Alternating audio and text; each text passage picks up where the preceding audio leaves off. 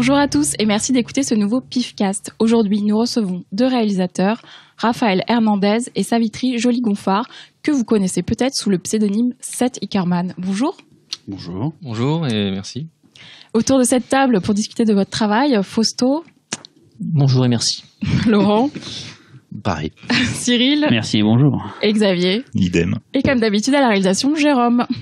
Et Véronique, du coup, à la présentation. Raphaël et Savitri, vous pouvez nous expliquer ce que c'est Seth Ickerman ? Alors, la grande question, ça commence bien. C'est un peu quelque chose qu'on a inventé. C'est un personnage de fiction, on va dire. Et alors du coup, ça crée un peu une incompréhension pour l'instant, parce qu'on espère que les gens comprendront rapidement quand on aura fait quelques œuvres d'art. Non, le truc, c'est que pour nous, je fais l'image un petit peu compliquée. C'est comme un enfant qu'on a mis au monde, et l'idée, c'est qu'il va prendre sa personnalité au fur et à mesure des films qu'on va essayer de faire. Et c'est ça. Pour l'instant, ça veut pas dire grand-chose, et on espère que ça va avoir un sens. Et ça nous regroupe tous les deux cerveaux sous un même personnage, un seul cerveau bionique. Oui, j'aurais pas dit mieux sauf la métaphore du bébé. Mais... Du coup, il y a une vraie signification à ces mots, vous avez choisi. Non, c'est ça. Il y a une signification, et on veut pas le dire nous. Ce sera encore nos films qui essaieront de l'expliquer de manière métaphorique. Une sorte de symbole caché dans nos films. On s'amuse à créer un univers un peu. Ce ne sera que des films d'ailleurs. Il y aura pas des œuvres littéraires ou de la musique, des dessins. Je sais pas. C'est vraiment que sur le film, quoi. On aime bien les BD, la littérature, tout ça. Quand tu fais un film, t'as souvent la possibilité, potentiellement, c'est des choses qu'on nous a déjà parlé, qui nous intéressent, de faire de la BD, pourquoi pas. Oui, pourquoi pas. C'est quelque chose qui peut effectivement évoluer. Pour l'instant, c'est des films, on a envie d'être cinéaste. C'est déjà difficile. Et on verra pour la suite. Cyril, une autre question. Alors, pourquoi en fait on est venu aujourd'hui à accueillir Ickerman ? Déjà parce que vous faites du travail assez considérable et en France assez atypique. Par le passé, moi j'ai eu l'occasion de découvrir votre travail via on va un peu brosser l'historique, un film qui s'appelait Kaïdara, qui était en fait un fan film autour de Matrix, que du coup je vous ai dit à chaque fois je n'ai pas vu.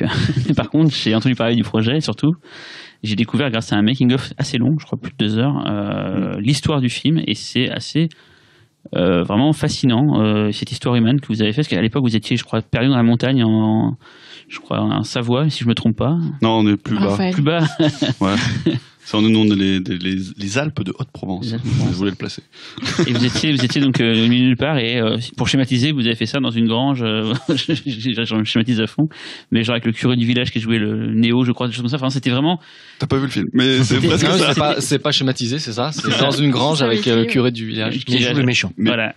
Voilà, c'est ça. Et c'était ce qu'on appelle du do it yourself, donc du fait tout seul, sans façon. Enfin, autonome, vous avez tout fait tout seul, quoi, les costumes, les effets spéciaux, tout vraiment tout seul, et c'est vraiment fascinant d'avoir fait tout ça dans votre coin. Et surtout, c'est une aventure qui dure sur 6 ans, et vraiment ça m'a vraiment fasciné, et j'ai vraiment suivi ce que vous faisiez. Et il y a un petit passage où on vous a plus trop vu. Vous étiez, je pense, en train de. Ouais. Et puis il est apparu d'abord là je brosse l'historique, un teaser pour un festival qui s'appelle Mauvais Genre. Puis là, tout récemment, vous avez coup sur coup, vous avez pu montrer à la face du monde un premier proof of concept de Ickerman, et très peu de temps après, un clip pour Carpenter Brut, qui un peu, vous avez pu montrer ce que vous avez dans le ventre, et ça buzz pas mal, comme on dit chez les jeunes qui parlent anglais, quoi. Juste, Cyril, si tu fais un peu l'historique, il y avait Ratrix qui a été très remarqué, qui était votre premier. Mais en fait, Ratrix, c'était les 6 premières minutes de Kedara, en fait. Mais c'est vrai que comme c'était un caractère indépendant et qu'on mettait beaucoup de temps pour faire Kedara, on s'est dit on va essayer de s'en servir avant que le film sorte. Ça fera une sorte de pré-buzz pour un peu préparer la sortie de Kedara. Et c'est un truc qu'on s'est servi effectivement dans les festivals et qui a eu la chance de passer en télé dans plusieurs pays, donc c'était amusant, et on pouvait vraiment pour le coup s'en servir de manière officielle parce qu'il y avait un côté parodique dans Ratrix alors que Kedara c'est plus une forme d'animatrix en live, et du coup quand on reprend un univers qui nous appartient pas, forcément on ne peut pas l'utiliser, on va dire, commercialement entre guillemets, et donc c'est pour ça que Ratrix on a pu s'en servir. Après par rapport effectivement comme tu dis, on est resté il y a eu une période où on a disparu après Kedara. C'est vrai que Kedara ça a pris 6 ans de notre vie, Et encore une fois, c'est bien aussi. Enfin, je suis d'accord avec toi. Enfin, nous, on est d'accord avec ça. C'est-à-dire qu'on conseille souvent les gens de regarder plus le making-of que le film lui-même, parce qu'on ne renie pas le film, mais c'est vrai que c'est un projet sur lequel on a fait nos armes, on va dire. Et c'est surtout l'aventure humaine qui a été intéressante et importante pour nous. C'est ce qu'on retient plus que le film. Même si certains y voient des qualités, il y en a sûrement, j'espère. Ça reste un sacré boulot quand même, Kaïdara. En fait, c'est la jonction des deux, voir le making-of et après voir le film. Quand on voit quand même le résultat par rapport aux conditions, il y a des plans qui sont quand même assez incroyables. En tout cas, on a fait ça avec passion, comme on le fait souvent, et c'est vrai qu'on a construit des maquettes, on a fait beaucoup de choses, qui fait que par moment, si un vrai professionnel voit ce film, il peut voir à travers le prêtre des qualités, je pense. Et juste pour rebondir sur ce que tu disais, oui, après on est resté longtemps un peu caché, dans le sens où on a passé beaucoup de temps à développer nos projets futurs après le post, enfin l'après Kaïdara justement. Et donc ça. Ouais, mais Savitri. Quand on dit qu'on a mis 6 ans pour faire Kaïdara, c'est pas parce qu'on avait un boulot à côté. Malheureusement, c'était vraiment 6 ans à temps plein et puis 7 jours par semaine dans la montagne. Voilà, on vivait de pas grand chose et c'était vraiment du temps plein. C'est pour ça qu'on n'a pas du tout le temps en fait de développer un univers personnel et d'écrire des. On savait qu'on devait le faire, mais on voulait avant finir ce film. Donc c'est pour ça une fois qu'on a fini Kaïdara, on s'est tout de suite mis à la tâche. Ce qui était douloureux d'ailleurs, parce que Matrix, enfin, on n'est pas du tout, comment on l'explique, faut voir le making. Ouais. On n'est pas fan, enfin, on respecte le travail des Wachowski, il faut dire les Wachowski maintenant, mais on n'est pas du tout fan de leur, enfin, fan dans le sens fan ou fan de fou. Ouais, faut en faire un. On est respectueux, mais c'est pas c'était parti sur un exercice de style. Oui, voilà. Ouais, à la base, c'était un film qu'on devait tourner en 2 semaines. C'est quelque chose qu'on a. Maintenant, Kaïdara ne ressemble ni techniquement, ni dans le fond. Enfin, nous ressemble vraiment. C'est quelque chose qu'on a même dépassé pendant qu'on faisait le film. Mais comme on est con, on a voulu aller au bout. Et c'est vrai que voilà, c'est ça. On a voulu finir ce qu'on avait commencé, mais bon, si on avait su qu'on mettrait autant de temps, on serait forcément passé à autre chose. Mais juste. J'arrive pas à aller au bout de ce que je voulais dire. C'est que donc on a développé nos projets après en sous-marin, on va dire, et ça prend beaucoup de temps parce que voilà, on a essayé de faire bien les choses, parce qu'encore une fois, Kaïdara, ça a pris 2 jours, je crois, de réflexion et d'écriture pour 6 ans de travail après. Donc là, on a essayé de rééquilibrer un peu le tout, parce que voilà, faire un film, voilà, on sait très bien que les fondations d'un scénario sont hyper importantes, et nous, c'est quelque chose sur lequel on se penche vraiment sérieusement. Et parallèlement à ça, on développe aussi pas mal tout ce qui est l'univers, surtout qu'on veut encore faire de la science-fiction. On trouve que c'est quelque chose qui nous plaît. Et je pense qu'il y a des choses à faire là-dedans. Et du coup, on développe aussi tout ce qui est la partie visuelle de nos films, et ça prend beaucoup de temps. Donc, en fait, on a développé 2 gros projets. Et on a décidé, en gros, si je résume, de faire celui dont on a mis le teaser sur Internet. Donc, en fait, c'est quelque chose, oui, qui est sorti qu'on voulait même pas mettre sur Internet. C'est nos producteurs qui nous ont un peu ils nous ont convaincus de le faire, parce que c'est vrai que ça rentre dans une production un peu moderne, sans prétention quoi que ce soit. C'est dans un sens où c'est bien de faire un peu parler de soi pour après que les agents, les financiers, tout, etc., s'intéressent aussi à ce que tu fais, comme des projets comme The Leviathan et tout, même si on n'est pas du tout dans cette mouvance-là, mais c'est intéressant de faire parler de soi et de faire un peu le buzz. Donc c'est nous, au départ, on a fait ça pour montrer que c'était possible en termes techniques. Donc c'était pas du tout même quelque chose de fini en termes artistiquement parlant, qui raconte vraiment quelque chose, tout ça, etc. Donc ça nous embêtait un peu de le mettre sur Internet. Maintenant, on regrette pas du tout, parce que on voit ce que ça apporte et que c'est cool et qu'on a une super presse et qu'on va pouvoir se reposer dessus. Mais voilà, on commence un peu on a créé notre jeu, notre jeu de poker pendant des années, on va dire, après Kaïdara, et là on commence à mettre quelques cartes, voilà. Donc on a vu que le début, du coup, là, c'est aux prémices de d'accord. Oui, il y a beaucoup de choses qu'on a travaillé en sous-marin, encore une fois. On a fait l'inverse de Kaïdara, en fait. Ouais. On a écrit pendant 6 ans, on a attendu 2 jours. Voilà, c'est bien. C'est ça. C'est bon résumé. Moi, j'ai plein de questions à leur poser, mais je pense que non, mais moi, je voulais simplement savoir comment ça se passe au niveau de l'écriture. Vous écrivez à 2, ou alors est-ce qu'il y en a un qui est plus focalisé sur la direction artistique, sur justement les concepts, etc., et l'autre plus sur l'écriture, ou alors c'est assez équilibré en termes de travail? Savitri, tu veux répondre? Vas-y, tu sais. Qu'est-ce que l'un et l'autre faire quoi, en fait. Ouais, c'est ça, je suis désolé, mais... C'est toujours ça dans les tandems. Hein. Oui, mais de toute façon, il y a un équilibre qui se crée entre nous, parce que lui, il parle pas beaucoup et moi, je parle trop, donc au final, voilà, l'équilibre est peut-être pas trop mauvais. Je vais répondre, ok, d'accord. Merci Raphaël, on t'écoute. Notre processus de création, en tout cas au niveau de l'écriture, pour répondre à ta question, il est le suivant, c'est-à-dire que moi, je suis peut-être un peu plus dans l'écriture, enfin, concrètement, j'écris, mais au départ, on se concerte tous les deux, on sait vers quoi on veut aller, etc. Et Savitri commence à dessiner, et moi, je commence à écrire. Et en fait, mes écrits nourrissent ses dessins, et ses dessins nourrissent, parce que c'est, encore une fois, un univers très marqué, très personnel, etc. Et ces visuels nourrissent mon écriture. Et on construit petit à petit notre univers, et les deux... se répondent, et à la fin on a quelque chose qu'on n'aurait jamais pu faire que moi tout seul ou lui tout seul. Et ça peut ressembler à quoi? À une espèce de storyboard super détaillé ou limite à de la bande dessinée en fait? La façon dont tu résumes la chose en fait, ça me rappelle limite une collaboration entre un scénariste de bande dessinée et un dessinateur. Sauf qu'après à la fin là il y a du cinéma, mais en fait à quoi ressemble en fait votre travail avant que ce soit un film? Savitri. Allez, lance-toi. Explique-nous tes dessins. Non, après, c'est progressif, même pour un scénario ou même pour développer un univers entier. On part sur des idées, on écrit on part pas directement sur un scénario complet. Donc c'est vrai qu'on a une trame globale, et après il y a des éléments forts que du coup je développe visuellement. Enfin, il y a sur le premier projet qu'on a écrit, c'était de la hard science-fiction, donc c'était vraiment du Star Wars, donc c'est super ambitieux, on s'est donné aucune limite, on s'est dit on a fait Kedara, on va tout de suite nous dire oui, ça va être super. Et du coup on a fait et donc là du coup il y a un univers, tout est à recréer quoi, il y a vraiment c'est Star Wars quoi, donc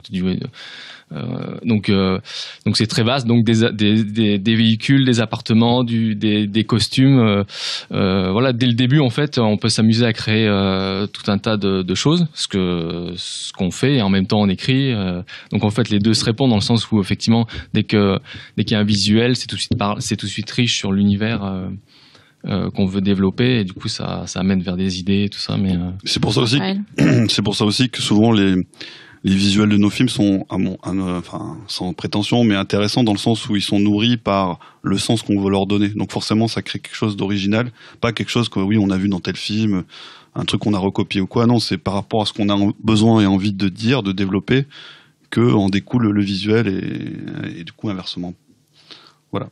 Même si vous êtes, parce que c'est la logique en fait de la science-fiction actuelle et même du cinéma de genre, vous êtes de fait dans le postmodernisme, parce que vos véhicules en fait rappellent d'autres véhicules, même si pour vous ils ont un symbole, et même si vous créez une mythologie qui est la vôtre en fait, je pense que de manière naturelle et inconsciente vous êtes chargé et en point de référence. On est d'accord avec ça. Nous on se plaît à dire qu'on n'est pas des cinéphiles et qu'on invente tout par l'opération du Saint-Esprit, mais bien sûr ça fait, il y a des films on n'a pas pu louper, et qu'on aime beaucoup, donc ça fait partie de notre ADN, et on joue avec ça. Maintenant, ce qui nous intéresse, c'est de partir effectivement, de ne pas renier ça, bien au contraire, mais de l'utiliser comme une force et explorer. Nous, on aime bien explorer, voilà, explorer d'autres choses et voir ce qu'on peut apporter, de pas dérouter complètement nous-mêmes et le public. J'aime pas parler du public. Enfin, c'est pas que j'aime pas parler du public, mais en fait, c'est une donnée qu'on rentre pas en jeu, mais qui ont fait forcément partie d'une génération, tout ça,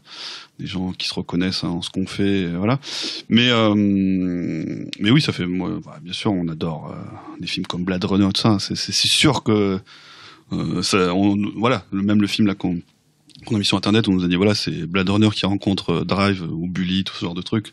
Donc forcément, ça nous fait plaisir, et c'est pas antinomique. Maintenant, je pense que on verra plus dans le futur, mais après c'est sûr que évidemment nos inspirations elles viennent de partout, aussi bien évidemment on n'est pas énormément cinéphile, on l'est évidemment un petit peu, on a déjà vu un ou deux, mais mais on s'inspire des bouquins, même tu vas marcher en forêt, enfin évidemment l'inspiration vient du monde qui nous entoure, mais je veux dire, c'est que si on fait des films, c'est qu'on veut voir le film qu'on aimerait voir. Enfin, c'est qu'on n'a pas encore vu le film ultime qui nous plaisait, et du coup, on se dit on va le faire. Tu vois. Un truc qui m'avait marqué quand on s'était vu plusieurs fois par le passé, mais une fois le projet Carmen était déjà plus avancé. Moi, je connaissais pas du tout votre projet, et vous m'avez montré en fait une sorte de bible, un livre uniquement composé d'images. En fait, c'est ça revient sur ce que disait Fausto tout à l'heure. Oui. C'était vraiment que des images, il n'y avait pas de texte. Et avec ça, j'ai compris ce que vous vouliez faire. C'était dingue, mais en fait, c'était, je crois, une trentaine de pages. Il y avait plein d'illustrations de bâtiments, de véhicules. Des fois, il y avait que des véhicules sur la page. Des fois, il y avait des extérieurs. Enfin, il y avait plein de trucs différents. Et je me suis dit, c'est comme ça qu'ils font le truc. C'était des dessins, c'est ça? Il y avait des mélanges de photos. Parce que c'était le Eckermann. Mais c'était Eckermann. Sur Eckermann, c'est vrai que on veut optimiser notre travail et être efficace. Et c'est pas que du mood board en fait, c'est pas que des visuels d'ambiance. C'était aussi pour montrer.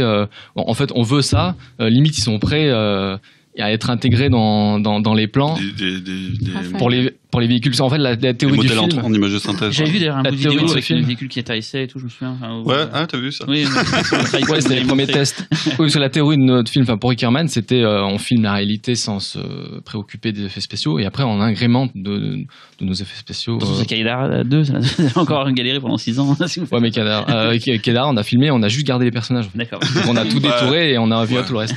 On veut quand même un peu garder un peu plus de choses là dans l'image. En fait, c'est l'exemple du teaser, c'est ça. On a filmé sur le périph' et à la Défense, et après on a juste rajouté nos véhicules ou upgradé la ville de Paris.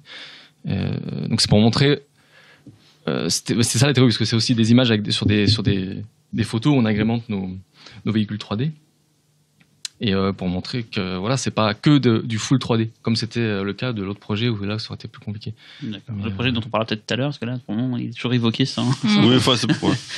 Non mais si vous voulez. Laurent. Et je me demandais du coup, quand vous rencontrez, quand vous bossez pour l'univers de quelqu'un d'autre, comme pour le clip de Carpenter Brut, du coup il faut mêler vos influences, votre univers et votre façon de travailler aussi avec l'univers de quelqu'un d'autre, et j'imagine un minimum peut-être de desiderata de l'artiste sur ce qu'il veut, etc. Vu que c'est peut-être la première fois, du coup, vous faisiez ça finalement. Bon, on a un peu. Pardon. La charge. Salaud. Il va te bouffer sur la dessinée. Ouais, finalement, regarde. Ouais, je te laisse. Non, vas-y, je vais faire une blague, mais. Non, mais on a un peu travaillé aussi dans d'autres. Enfin, on a fait un peu de pub et tout ça, etc. Donc, on sait se mettre au service de quelqu'un, il n'y a pas de problème. Après, nous, sur une collaboration avec un artiste comme Carpenter Brut, c'était aussi une entente artistique qu'on avait avec lui, donc les choses se font assez naturellement. On aimait ce qu'il faisait, et il aimait ce qu'on faisait, c'est pour ça que ça a été assez simple. Maintenant, on va pas le cacher, mais c'était un budget qui n'était potentiellement pas à la hauteur de ce qu'on aurait eu besoin pour faire un truc de cette ampleur, mais parce que c'est normal. Lui, c'est un artiste indé qui s'autoproduit, etc. Bon, voilà, dans la musique, nous on connaît pas trop bien la musique, mais il y a un peu de monde. On connaît le côté mainstream où t'as beaucoup de budget, tu fais pas forcément des artistes, on va pas critiquer, et le côté indé où tu fais ce que tu veux, mais t'as pas forcément beaucoup d'argent. Mais et puis donc nous il nous a laissé beaucoup de liberté, on va dire. On avait carte blanche. Au début, on s'est mis d'accord sur ce qu'on voulait faire, on lui a présenté un scénario, on s'est inspiré de son univers, et notamment de certaines gravures de ses albums faits par j'ai oublié le nom. Fortifen, ouais, c'est ça. Qui sont magnifiques d'ailleurs. Qui sont super cool, voilà. Et puis c'est des univers qui nous, même tout le monde, j'imagine autour de cette table, Carpenter, avec son nom, bref, je vais pas faire. Donc c'est des choses qu'on a en nous aussi, qu'on parlait tout à l'heure, de l'ADN cinéphile qu'on peut avoir, nous. Donc ça a été on a mis, on va dire, en caricaturant ce qu'on mettait un peu dans la note d'intention, mais lui nous a apporté le côté Carpenter et nous on a apporté le côté l'Empire contre-attaque. Ouais, bref. Du truc, voilà. J'ai une question par rapport à Eckermann, les origines, on va dire, quoi. C'est plutôt vous deux, en fait, à la base. Si je me rappelle bien, je crois, Savitri, tu as fait les Beaux-Arts, je crois, c'est ça, il me semble. Une école de dessin ou. Une école à Lyon. Une école à Lyon, à l'Imelco, non, je crois ça. Non. Imelco, ouais. Donc, à la base, chacun a une spécificité et tout. Moi, ce qui m'avait vraiment surpris, et c'est pour ça que je dis ça, dans le projet à Cadara, je suis désolé, je reviens en arrière, c'était votre approche très art brut de la conception d'un film. Des fois, je me disais, mais en fait, Ils disent voilà, pour faire telle scène, j'ai besoin peut-être d'avoir un volume au début, un truc à la fin et tout. Et vous réinventez le cinéma, vous dites tiens, pour faire mon effet spécial, je sais pas comment font les autres, mais moi je fais comme ça, je filme un premier plan, je vais le composer avec un autre second plan. Et lui, il y a ce côté très arbre que j'aimais bien dans votre façon de concevoir les effets spéciaux, c'était vraiment le côté personne nous expliquait comment faire, on va le faire nous-mêmes, et si on devait le faire, on devait réfléchir. Et c'est un peu ce qu'on trouve différemment chez Gondry, où des fois il essaie toujours de trouver des idées en faisant des fois des choses en live avec en utilisant les perspectives forcées, des choses comme ça et tout, de faire des effets spéciaux. Et ce que j'aime bien chez vous, c'est ce côté très arbre, très on sait pas comment feront les autres aux États-Unis, mais nous on fait comme ça et on arrive à obtenir ce qu'on veut comme ça. Et je voulais savoir si c'était quelque chose qui était conscient, ou c'est juste parce qu'à l'époque vous deviez faire des choses et vous dites comment on ferait, on va les faire comme ça et tout. C'est ça que j'avais. Et ça lié peut-être au fait votre passif justement peut-être d'école de dessin ou je ne sais quoi. C'est pour ça que Savitri. C'est ça qui est super quand on n'a pas de moyens, c'est qu'on est obligé de tout faire. Et effectivement, trouver la manière de faire ce dont tu as besoin, et surtout dans le domaine des effets spéciaux, c'est super compliqué, mais c'est super gratifiant. Enfin, même si ça a été, du coup, on a mis 6 ans, enfin pour Kedara, on a mis 6 ans. Et c'est vrai que le moindre bout d'herbe qu'il y a dans le film, on a dû le filmer sur fond bleu, après le détourer, l'incruster. Enfin voilà, c'est effectivement, on a dû tout recréer. Et c'est vrai on savait pas comment on faisait. On a dû tout réinventer. C'est vrai que du coup, et toujours maintenant en fait, tous les effets spéciaux qu'on fait. C'est empirique, j'ai aucune idée, en fait, on n'a aucune idée de comment les font les autres, comment les vraies boîtes de prod opèrent. On est très curieux. Vous filmez une voiture, vous filmez une voiture, par exemple, vous filmez la voiture, vous l'incrustez. C'est ça, il y a le côté très pas ludique, mais très terre à terre, quoi, dans votre façon de concevoir et je crois que Laurent va rebondir là-dessus. Ouais, du coup, en fait, est-ce que votre méthodologie, elle a foncièrement changé entre, par exemple, Kaidara et le clip de Turbo Killer? Pas tant que ça en fait, pas du tout. Non, effectivement, la vision évolue, enfin, notre vision, donc parce que un bon effet spécial. Un bon FX. Un bon FX, c'est aussi la façon dont tu le vois. Donc il y a des réalisateurs, voilà, quand on voit des films avec des effets spéciaux pourris, tu te dis le réal finalement il les a pas forcément vus. Après il a peut-être pas pu, c'est aussi une question de budget, mais c'est aussi une question de vision.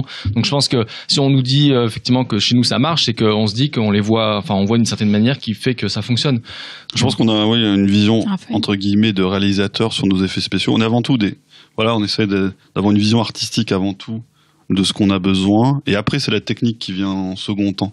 Voilà, c'est peut-être plus répondre à ta question. Xavier, t'avais une question. Et justement, au niveau de la technique, moi j'étais curieux enfin, il y a quelque chose qui m'a frappé quand j'ai vu le clip et quand j'ai vu la démo d'Ickerman, c'est le peu de personnes créditées au générique. Vous avez passé combien de temps justement pour faire ces 2 vidéos? Le clip. Le clip et la démo d'Ickerman. Alors très peu de personnes. Oui, c'est vrai qu'il y a très peu de personnes, malheureusement. Le seul moment où il y a beaucoup de monde, c'est sur le tournage. Ouais, et encore non, il y a quand on dit beaucoup, c'est moins de 10. C'est ça.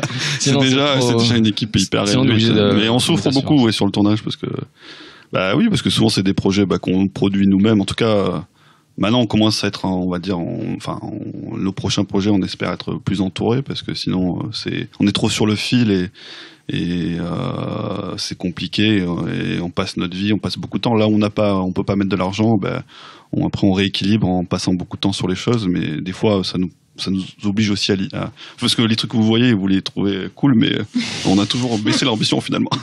mais oui, il y a très peu de monde. Oui, effectivement, Savitri, c'est une équipe d'effets spéciaux à lui tout seul. Et c'est quoi la question? Le trailer, on a mis combien de temps? Le trailer, on a mis on a mis 1 mois et demi. On a tourné une nuit. Donc en 6 heures, une petite nuit sur le périphérique. Et à la Défense, ouais. La Défense, et après c'était 1 mois et demi de post-production. Mais il y avait les modèles 3D qui étaient déjà plus ou moins. Voilà, comme on avait déjà fait notre livre, on avait déjà tout. On savait ce qu'on avait intégré. Et alors le clip de Turbo Killer, oui, c'est un mini Kedara, on va dire. On pensait que jamais on tomberait dans cette même galère. Mais on pensait le finir 1 mois après le tournage. Parce qu'il le voulait en septembre 2015. Oui, on l'a fini une semaine. Mais faut pas dire ça. Faut pas dire ça. Faut pas dire. Vous l'aviez teasé à l'époque. Oui, c'est vrai. C'est lui, il s'emballe. Non, mais on s'est un peu volé la face parce que, c'est pas volé la face. Non, en général, on arrive à maîtriser. Maintenant, on a quand même appris ça de nos erreurs passées. On arrive à maîtriser un projet dans le temps et tout, etc. Là, c'était particulier parce que, déjà, au début, on a refusé, pour dire la vérité. Voilà, on a refusé de faire le clip parce que, voilà, nous, par rapport à l'ambition qu'on avait, on se disait, bon, il faut quand même peut-être rentrer dans une démarche où on peut trouver un peu plus de financement et aussi parce que la musique qu'il nous a donnée, elle était hyper rythmée, tout ça, etc. Et nous, il était hors de question de faire un clip sans le critiquer, encore une fois, mais comme on voit la télé avec 3 plans au ralenti, ça nous intéressait pas de faire ça. Donc on se disait, si on suit un peu le rythme et tout ça, ça va nous coûter cher. Donc en fait, il y a à peu près 170 plans d'effets spéciaux très lourds dans le film. Dans le clip, donc on savait que c'était suicidaire, enfin déjà, mais on avait envie de le faire, c'est ça le problème, c'est que comme il y avait, on s'est dit c'est con de pas le faire, ça nous plaisait de le faire, voilà, on peut être encore des cons d'artistes et se dire bon voilà on se lance quand même dans le truc et on verra comment ça se passera, mais on savait très bien que ça allait dépasser, mais bref, et du coup on a mis 6 mois, donc tu vois, 6 ans pour Kedara, 6 mois pour... C'est le problème, c'est le problème quand on a carte blanche, du coup on a envie de faire le mieux possible et au maximum. Voilà, on aurait pu faire le clip en un mois si on est... Il vous manque un producteur qui vous... Oui, mais après c'est mathématique, parce que la qualité et le rendu, en un mois, après sinon il faut augmenter les équipes et donc le budget. Là, mais Turbo Killer, du coup c'est un projet... entre guillemets hors norme, on n'aurait pas pu le faire dans une vraie production parce que justement personne fait ça, parce que personne met autant d'argent, parce que bon voilà, après en parlant à des professionnels, oui, ça c'est potentiellement des clips qui sont dans des tranches au-dessous de 100 000 euros pour les faire, pour les effets spéciaux, tout ça, etc. Donc alors qu'un clip maintenant c'est entre 15 et 20 000 et encore, enfin la moyenne c'est ça, donc rien que pour le tournage déjà. Non mais on le dit pas. En fait on veut plus communiquer. L'info à filtrer, non, c'est 5000, c'est ça? Qui a dit ça? Non, on dit pas combien ça a coûté. Ça nous a coûté cher. Non, parce que c'est le temps humain, et le temps humain. Oui, ça n'a pas de prix. Non mais voilà, donc ça n'a pas. Il y a 700 000 euros en cash, mais c'est pas ça qui compte, c'est le temps passé. On n'a pas dit le prix. Non mais voilà, il y a le temps passé, si vous êtes payé pour ça va être 30, 40, 50 000, je sais pas, c'est pas ça qu'il faut penser. C'est pas les gens, souvent, c'est un peu le problème des films à petit budget, ils disent toujours ça coûte tant, mais c'est débile, les gens travaillent gratuitement, donc si tu travailles gratuitement, c'est l'argent qui n'est pas dépensé ailleurs. Donc, Oui, on est d'accord, c'est un clip qui aurait coûté très cher si on avait vraiment facturé normalement, mais maintenant on communique pas là-dessus parce que c'est pas notre but de faire ça. Là on l'a fait, voilà. C'est dans une bulle. C'est une bulle, voilà. Après, artistiquement, nous, ça nous plaisait de le faire, c'était cool, et c'est bien que ça existe, voilà. Après, peut-être, justement, de réussir à faire valoir que vous êtes capable, pour pas grand-chose, d'obtenir un résultat qui fait la nique. Ils ont peur d'avoir pas grand-chose à chaque fois. Non, mais après, c'est un équilibre. C'est un peu la carte de visite que vous avez depuis la sortie du clip, quoi. C'est-à-dire, regardez ce que sont capables de faire ces mecs-là avec peu de temps et peu d'argent. Du coup, je comprends, vous n'avez pas envie de vous enfermer dans une espèce de logique où on va sensiblement vous rappeler que vous pouvez bosser pour pas grand chose, parce que c'est un petit peu chiant, j'imagine, mais en même temps c'est ce qui fait le buzz, quoi. Ouais, mais Federico Alvarez, par exemple, le mec qui a fait Evil Dead, le remake, il avait fait un court-métrage, Panic Attack, et il s'est fait repérer grâce à ça. Il a eu les portes d'un long-métrage hollywoodien, parce que d'ailleurs, je sais pas si quelqu'un avait la question, peut-être la maison, mais la porte. Est-ce que du coup là vous avez des choses, peut-être que c'est trop tôt, peut-être pas en parler. Est-ce que Hollywood vous a appelé? Des choses concrètes qui sont arrivées récemment, un peu plus dingues que d'habitude, quoi, suite à tout ce qui est arrivé là avec Carman et le clip. Est-ce que vous avez des contacts un peu plus sérieux à Hollywood? Enfin, sérieux, j'en sais rien. La sortie de Kedara, déjà Kedara, c'est une très bonne question. La sortie de Kedara, Warner nous a écrit en disant, c'était Warner. Je crois que c'était... Non mais qu'est-ce que tu vas dire? Vas-y, dis-le d'abord. On n'avait pas le droit de faire ce qu'on avait fait. C'est les avocats. Il fallait fermer notre site et la page Facebook, voilà. Ah mais ça c'est pas genre non, je parlais pas dans ce sens-là. Dans le sens, voilà. C'est cool les gars, on veut faire c'est le prochain. Si, à l'époque c'était la boîte de Sam Raimi qui nous avait contacté. Ghost House, c'est ça? Je sais plus, bon, bref. Mais effectivement, les choses sont différentes. Il y a eu beaucoup plus sur le clip particulièrement, mais après c'est plus les boîtes de clips et justement de pub, et aussi les agents aussi qui on va dire qu'on a été repérés, et maintenant il y a des chances qu'on signe des contrats, enfin c'est des choses qui sont envisagées. Après nous parce que bon, le projet qui nous intéresse et qu'on va essayer de monter, c'est avec nos producteurs, donc le projet d'Ikerman, le long métrage qu'on veut faire, et ça bon voilà, on a déjà un producteur, donc c'est trop tard. Tu peux nous raconter justement, parce que là tu disais tu as fait un teaser d'Ikerman parce que tu avais un producteur qui te le demandait. C'est quoi en fait, du coup vous avez un producteur? Racontez-nous un peu qu'est-ce qui se passe. Ouais, alors déjà le teaser d'Ikerman, donc c'est nous qui l'avons autoproduit, comme on a fait beaucoup de choses par le passé, et c'est quelque chose qu'on a fait justement pour rentrer, pour trouver des producteurs. Pas pour trouver, mais surtout pour rassurer, parce qu'en France c'est très compliqué de faire la science-fiction, où ils savent pas le faire, où ils ne veulent pas le faire. Ils pensent qu'ils ne veulent pas le faire. Alors, du coup, tout ce qu'on présentait par le passé, ça faisait peur. Voilà, on est toujours dans une dynamique d'essayer on se sécurise au maximum, et c'est vrai qu'on on accumule les difficultés dans le sens où on fait un premier film de science-fiction, on veut le tourner en anglais, et donc en France, voilà, donc c'est mission impossible. Voilà, tout le monde nous le dira que c'est impossible de faire ça. Donc c'est vrai qu'il faut trouver un système de financement, de production un peu. Donc nous, on a un peu tout fait, c'est-à-dire qu'on a fait un peu du portable. On est passé par toutes les strates de vendre notre projet.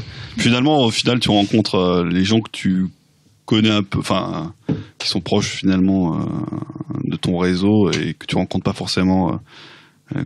Tu les rencontres quand tu vas justement dans les pays étrangers, dans des festivals où ils sont là, et finalement ils ont le temps pour t'avoir un rendez-vous, qui n'ont pas pris le temps de prendre l'appareil. Enfin bref, on s'en fout.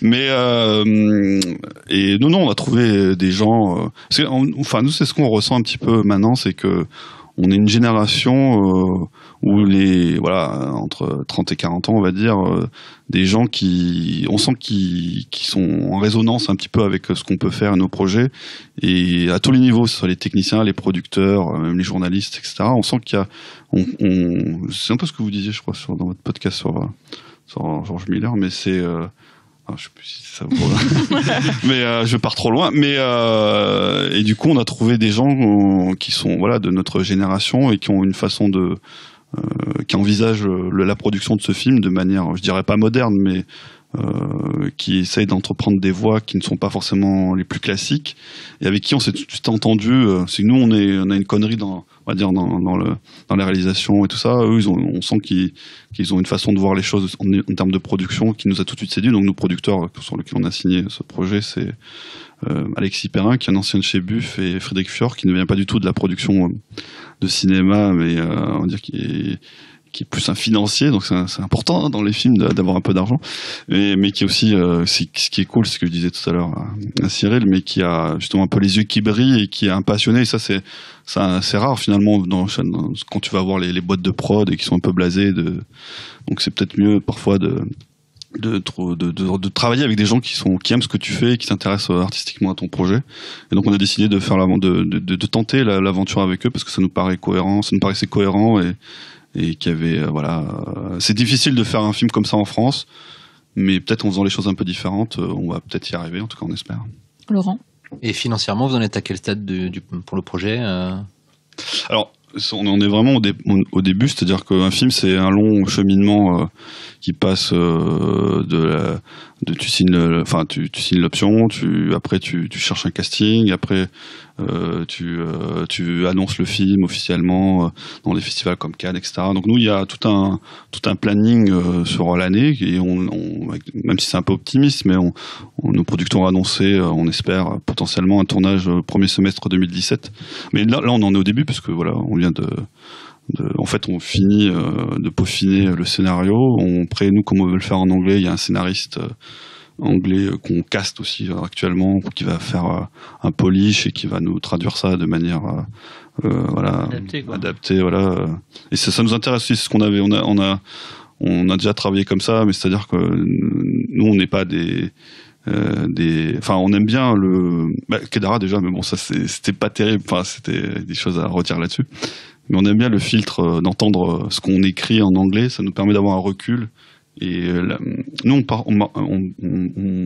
pense beaucoup en consonance, en rythme. Pour nous, un film, c'est un rythme. Je dis souvent, même quand on parlait à Carpenter Brut, on fait finalement des films pour faire de la musique. Et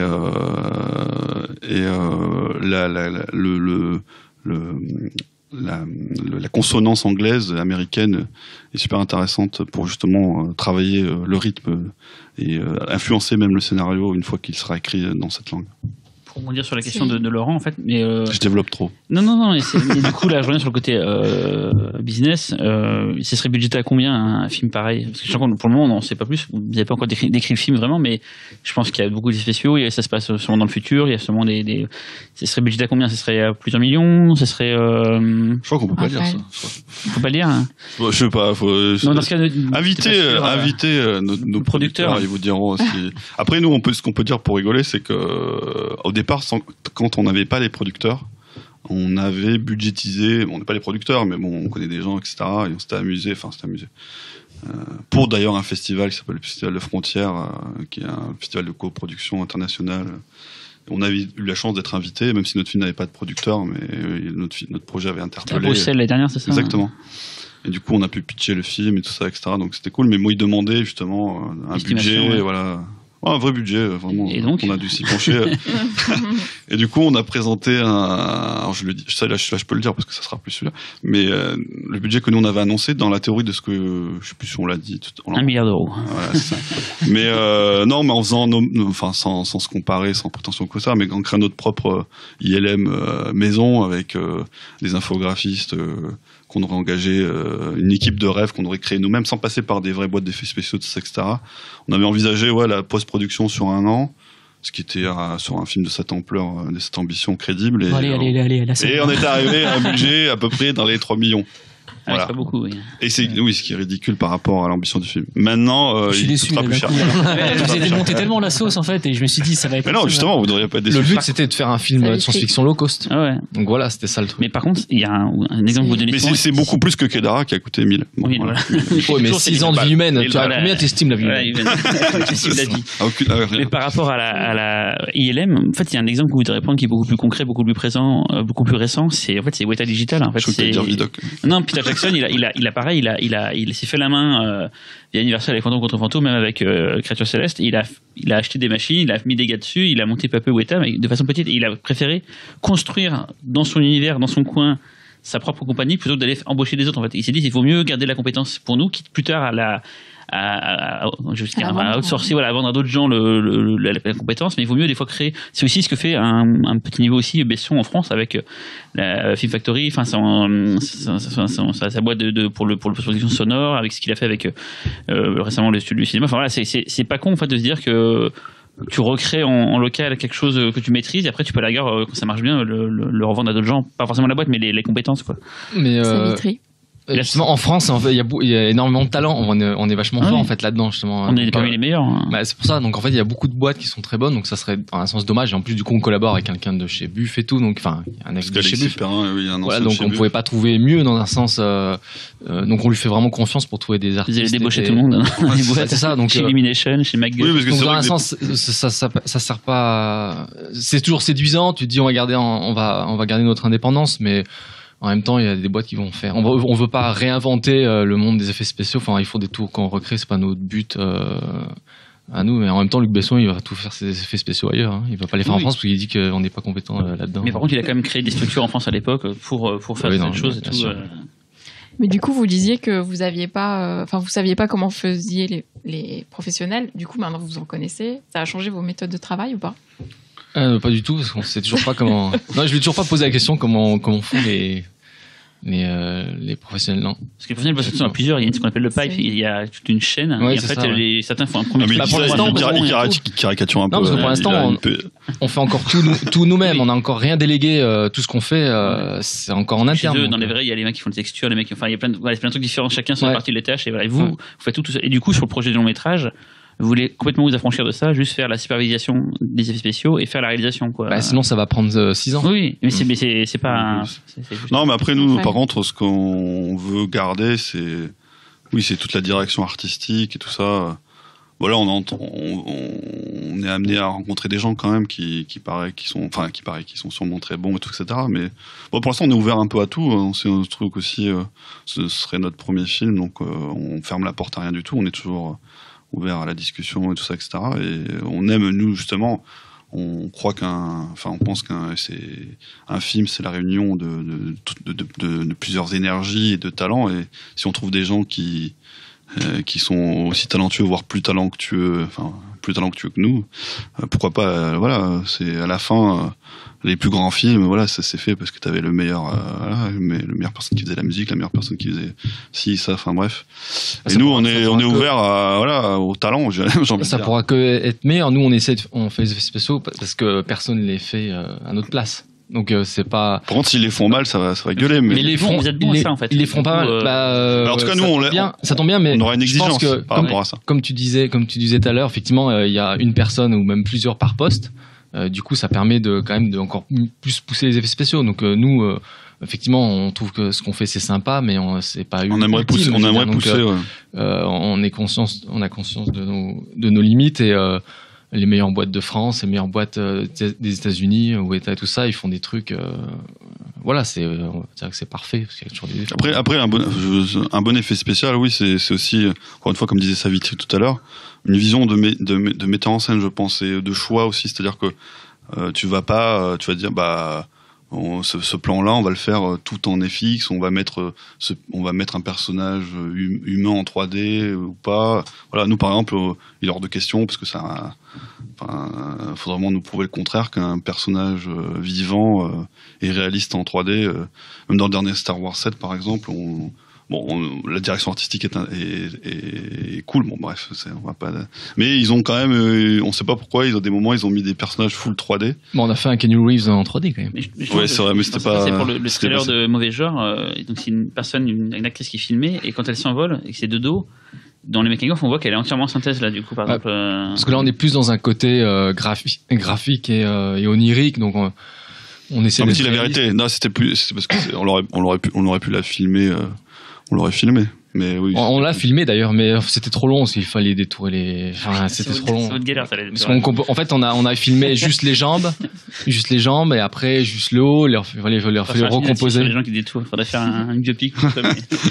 Ça va être super intéressant. Une question de Fausto. Oui, Fausto de Boulogne-Billancourt.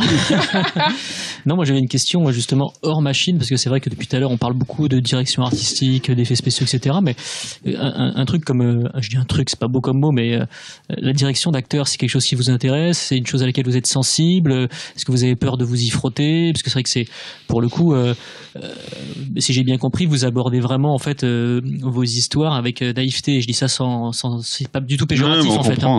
Mais du coup, c'est vrai que quand on est confronté à des comédiens, on est confronté à des exigences, on est confronté à de l'humain, donc à de l'imprévu aussi. Et dans ce cas-là, comment vous réagissez? Qui est le mieux placé des deux pour diriger les comédiens? Parce que souvent dans les tandems, on se rend compte qu'il y en a un qui est plus du côté de la réal pure et l'autre un petit peu plus proche en fait des acteurs. Ouais, bien sûr. Comment ça se passe chez vous? Déjà, nous on adore ça. Enfin, et on va se venger là, sur ce point de vue-là. Et c'est vrai qu'on nous le reproche un peu, et c'est un handicap pour l'instant, dans le sens on a passé beaucoup de temps à créer finalement des projets où les acteurs étaient un peu en retrait.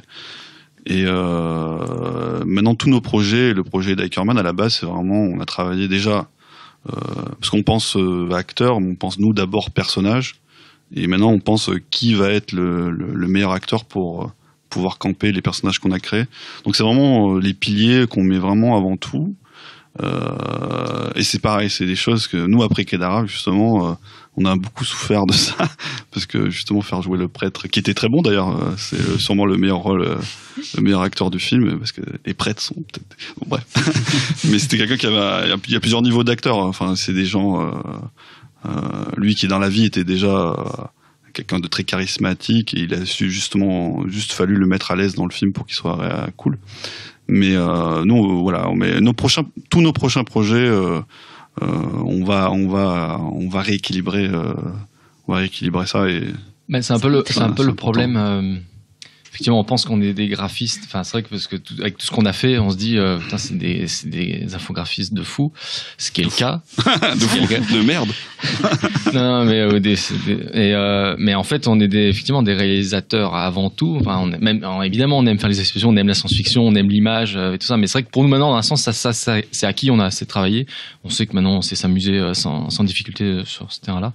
Mais on est des réalisateurs, on veut raconter des histoires avec des acteurs, et parce qu'on l'a pas encore prouvé, parce que en fait, dans un sens, pour nous, c'est plus difficile et ça coûte limite plus cher de bien pouvoir faire jouer des acteurs, parce que ça demande du travail, ça demande du coup il faut un peu plus payer les gens, il faut de la bonne prise de son, il faut.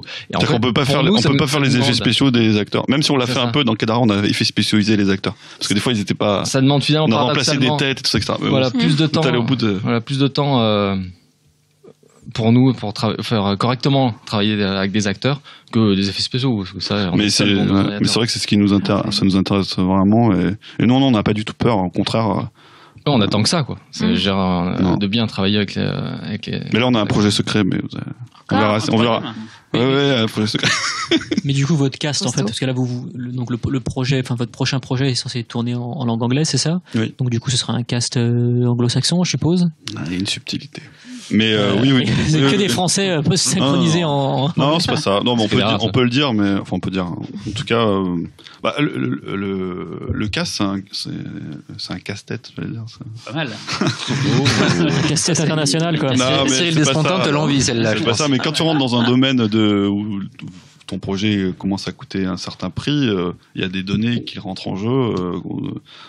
Qu'on doit forcément prendre en compte. Notamment les marchés internationaux, non? Les marchés internationaux, voilà. Alors du coup, mais dans le sens que je veux dire, c'est que tu peux pas prendre cet acteur parce que tu l'as bien aimé au théâtre, et s'il peut pas un minimum supporter le projet en termes internationaux, tout ça, etc., si personne le connaît, c'est pas sur des projets comme les nôtres, enfin comme le nôtre en tout cas, de science-fiction qui est destiné à l'international et tout ça, etc., il faut potentiellement quelqu'un. Il faut un an, voilà. Et c'est ce qui va aussi rassurer les distributeurs, etc., les gens qui vont mettre de l'argent dans ton projet. Donc c'est des choses qu'on doit prendre en compte. Surtout de là où on vient, il faut en fait, on nous dit tout le temps qu'on doit s'entourer de stars. Donc évidemment l'acteur principal, mais même le chef opérateur. Dans tous les postes, on doit avoir des gens qui sont un peu connus pour rassurer. C'est un équilibre. Oui, bien sûr. Oui, dans les acteurs, c'est pour le grand public. Autant les autres, c'est pour rassurer. Il faut effectivement un. Après, nous, on pense que, justement pour le grand public, nous, on est d'avis.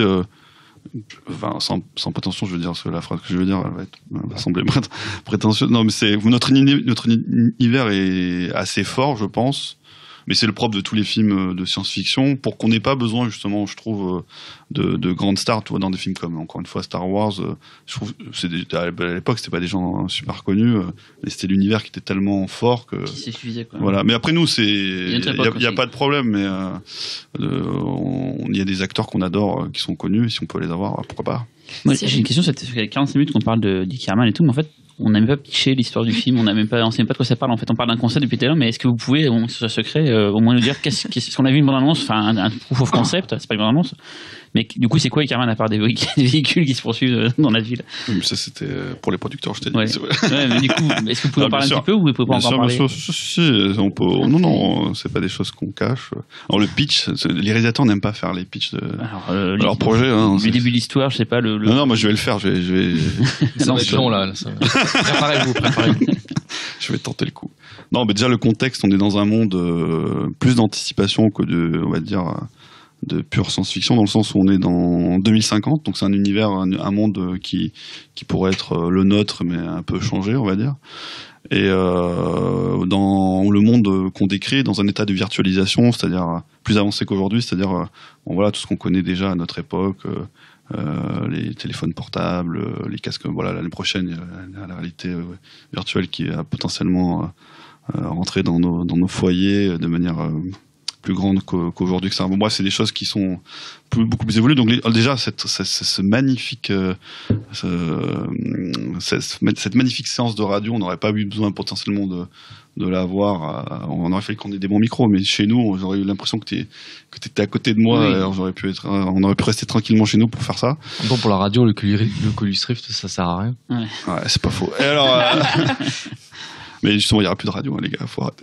Tout sera visuel. Bon, bref, on est dans un état de virtualisation beaucoup plus avancé, donc on se pose un peu tous des questions qui sont basiques, dans le sens où c'est cool d'accéder à ces nouvelles technologies, etc. En même temps, c'est clair qu'on potentiellement on perd un peu le contact humain. C'est des choses qu'on peut perdre et qui peuvent inquiéter aussi. Et voilà, on se pose beaucoup de questions sur la matérialité qui devient justement virtuelle, et donc une perte humaine qui est importante. Et justement, notre personnage principal est quelqu'un qui est nostalgique de cette époque, de notre époque, un peu. Alors du coup, ça peut être encore une fois des gens, ça pourrait être nous, notre génération, qui ont grandi dans les années 80, 90.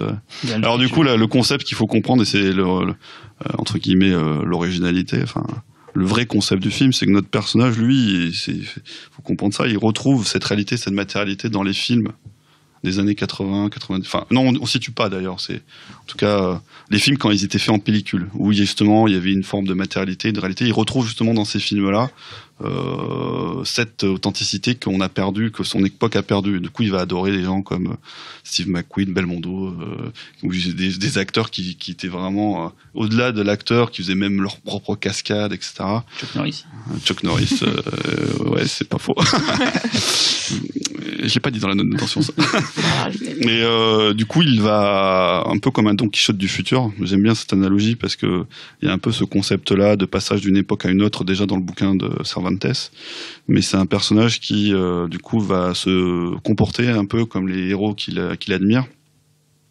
Et du coup, va se confronter de manière réelle au monde virtuel dans lequel il est, enfin virtuel, réellement dans le monde, dans la société dans laquelle il vit, et va potentiellement, de manière brutale, bousculer un peu les vérités de cet univers et en peut-être potentiellement rééquilibrer ou essayer tenter de rééquilibrer virtuelle réalité de cette manière-là. Bon, voilà, ça c'est le concept. Un peu comme Matrix, un petit peu. Pourtant, vous dites que vous n'étiez pas très très fan, mais c'est non, je pense. C'est la première fois que la réalité virtuelle est un point dans Matrix qui est important. Ouais. Ça c'est sûr. Mais justement, notre film, il est, on va dire, contre la virtualité. Ouais. Et on aborde, on a après dans la science-fiction, c'est les robots, il y a tout un tas de thèmes qui reviennent, etc. Je pense qu'effectivement, d'ailleurs, c'est pour ça on s'est jamais caché qu'encore une fois, on respectait, ça nous intéressait. L'univers de Matrix, c'est pas des choses qui pour nous intéressent pas, mais après la manière de l'aborder et ce qu'on raconte dans notre film est complètement différent et c'est pas du tout quelque chose qui nous, il y a rien qui. Et justement, la virtualité dans notre film, sans spoiler ou quoi que ce soit, c'est pas des choses que, d'ailleurs, dans le trailer, on pourrait dire, la virtualité, c'est quelque chose qui, on imagine, des choses impalpables et tout, etc. Et nous, justement, dans le trailer, finalement, c'est des choses bien matérielles, des vaisseaux, tout ça, etc. Donc, il y a un côté hyper réel. Nous, la virtualité, dans notre univers, on la verra peut-être même pas, en fait. Enfin, bon, bref. C'est un peu, là, je suis allé trop loin, c'est trop conceptuel. Mais du coup, c'est marrant de faire un film contre la virtualité pour des réalisateurs qui se reposent autant, qui ont autant besoin, en fait, de l'impalpable pour avoir les moyens de matérialiser les visions que vous avez envie de matérialiser. Alors, c'est une bonne remarque. Mais alors, je me suis mal exprimé. Je pense qu'on n'est pas contre la virtualité. C'est juste que notre personnage, qui est peut-être aussi une vision de ce qu'on peut, il a quelque chose de nous, hein, ça c'est sûr, mais comme tous les autres personnages, je pense. Mais c'est plus un sentiment qui peut ressentir une nostalgie, c'est-à-dire que c'était pas mieux avant, mais qu'est-ce que c'était avant, qu'est-ce qu'on va, nous, moi c'est plus, tu parles de Matrix, mais nous c'est plus sans de comparer à ces films-là, mais ça va être plus un film comme Il était une fois dans l'Ouest qui va nous inspirer, plus une vision de ce que c'était l'Ouest à l'époque avant que la civilisation et la modernisation arrivent. Et c'est plus un film là-dessus. La nostalgie est vraiment au cœur du film. C'est ça qui nous intéresse. Ça rappelle un petit peu Jurassic World, qui parle un petit peu de la même chose. Moi, je l'ai pas vu, alors ça va être qui parle un petit peu de la même chose en matière d'anciennes générations de dinosaures créés génétiquement contre les nouveaux qui sont plus de pure race, on va dire, et qui sont des bidouillages. Ça rappelle un petit peu. C'est aussi Demolition Man aussi, où il semble là qu'il est nostalgique d'un passé et tout, et qui. Il est nostalgique aussi. Non, pas du tout. Pardon. Savitri. Il est nostalgique, mais d'une fiction passée en fait. Enfin, c'est comment lui voit le passé, comment il le fantasme. Donc c'est pas une nostalgie du avant c'était mieux. Effectivement, dans un sens, il n'a pas forcément connu, Don Quichotte, le personnage, il l'a pas forcément connu, il voit ça dans ses livres, donc il fantasme un monde qui a peut-être jamais existé, donc ça reste une fiction, mais ça reste émotionnel, donc c'est un rejet émotionnel de ses fantasmes. Il n'est pas à sa place, quoi. Il se sent pas à sa place. Il vit dans un monde qui est aussi une fiction, mais une fiction virtuelle. Donc en fait, c'est la fiction. Là, ça devient compliqué. C'est la guerre. T'as perdu tout le monde. C'est la fiction matérielle, physique, contre la fiction virtuelle. Donc c'est ça qu'on va retrouver dans d'autres univers, Projet Ickerman, ou c'est plutôt c'est qu'est-ce qui, en fait, parce qu'on a dit ça au tout début que c'était un bébé qui voulait grandir. Enfin, c'était ça, et c'est ça qu'on va retrouver dans d'autres univers. Est-ce que par exemple l'autre projet dont on parle depuis tout à l'heure de façon secrète et que vous ne citez jamais, Il parle de quoi l'autre projet Vous avez 2 projets sur le feu, donc il y a Ickerman et l'autre c'est... Non, il y en a encore un autre. Dis entre. Non, mais en fait, bien sûr, il y a des... Enfin, nous, c'est souvent comme ça qu'on travaille, d'ailleurs, ça vient d'une émotion, d'un sentiment, c'est la force finalement. On n'attirait pas. On n'a pas forcément conceptualisé tout le truc de manière claire et voilà, mais on verra justement, comme quand tu crées un enfant justement, on attend même si on a un peu des ambitions pour cet enfant, on attend de le faire qu'il fasse ses premiers pas dans un premier film pour voir là nous où on en est émotionnellement et comment on va le faire continuer par la suite. Mais on voudrait pas trop. Il a le même nom effectivement. Ouais, pas exactement, mais après pas exactement. Il n'y a pas cette idée de mythologie globale en fait avec des films qui se répondent les uns les autres. Sûrement, sûrement. Parce que vous avez l'air quand même de penser et de bâtir votre univers justement, pièce par pièce et du coup ça a l'air d'aboutir à quelque chose qui. C'est vrai, mais il y a une part de non maîtrisé qu'on veut pas maîtriser et qu'on veut justement se donner la chance et la possibilité de maîtriser au fil du temps. Et je voulais savoir si vous aviez déjà envisagé de développer votre univers sur d'autres formats, genre la série ou le jeu vidéo, mais aussi pour des raisons de moyens en fait. C'est-à-dire pourquoi le long métrage obligatoirement en fait, ou pas d'ailleurs. Ou pas là. C'est le cas. Vas-y. J'aime pas le jeu vidéo. C'est secret. Moi j'aime le jeu vidéo. Toi c'est l'équilibre. C'est l'équilibre total. Non, moi j'adore le jeu vidéo. Et on est un peu d'une génération où on a vu son évolution au fil du temps. Et moi ça me passionne, surtout sur un plan. On va parler de jeux vidéo là. Attention. Il y a un côté, il y a un côté voisin du cinéma qui est intéressant. Mais j'aime beaucoup aussi le côté technologique justement de l'évolution du jeu vidéo. Enfin bref, c'est un autre débat. Mais pourquoi pas, enfin moi ça m'intéresse, je pense que pourquoi le cinéma, parce que effectivement pourquoi pas, mais c'est peut-être le média dans lequel le plus naturellement on arrive à s'exprimer. Après il y a justement parce que c'est qu'un média finalement, et par exemple là il y a les nouvelles technologies qui arrivent avec les casques et tout ça, etc. C'est des choses qui nous intéressent et peut-être une autre façon de raconter des histoires, et peut-être que voilà, comme tu disais, comme on a les trucs en tête, le fameux projet dont on parle pas, on l'avait pensé d'une façon, mais c'est vrai qu'avec ces nouveaux médias, on est en train de réfléchir, on se dit putain, ça serait potentiellement intéressant. C'est porno. Spécial. Voilà. C'est sci-fi porno quoi. Il n'y aura pas trop d'effets spéciaux du coup, c'est ça qui est. Pour la direction d'acteur, il y a des choses à apprendre aussi de ce côté. Est-ce qu'il va falloir faire du détourage ou pas? Si c'est pas nous qui le faisons, ça. Mais sérieux. Tu peux recentrer le débat.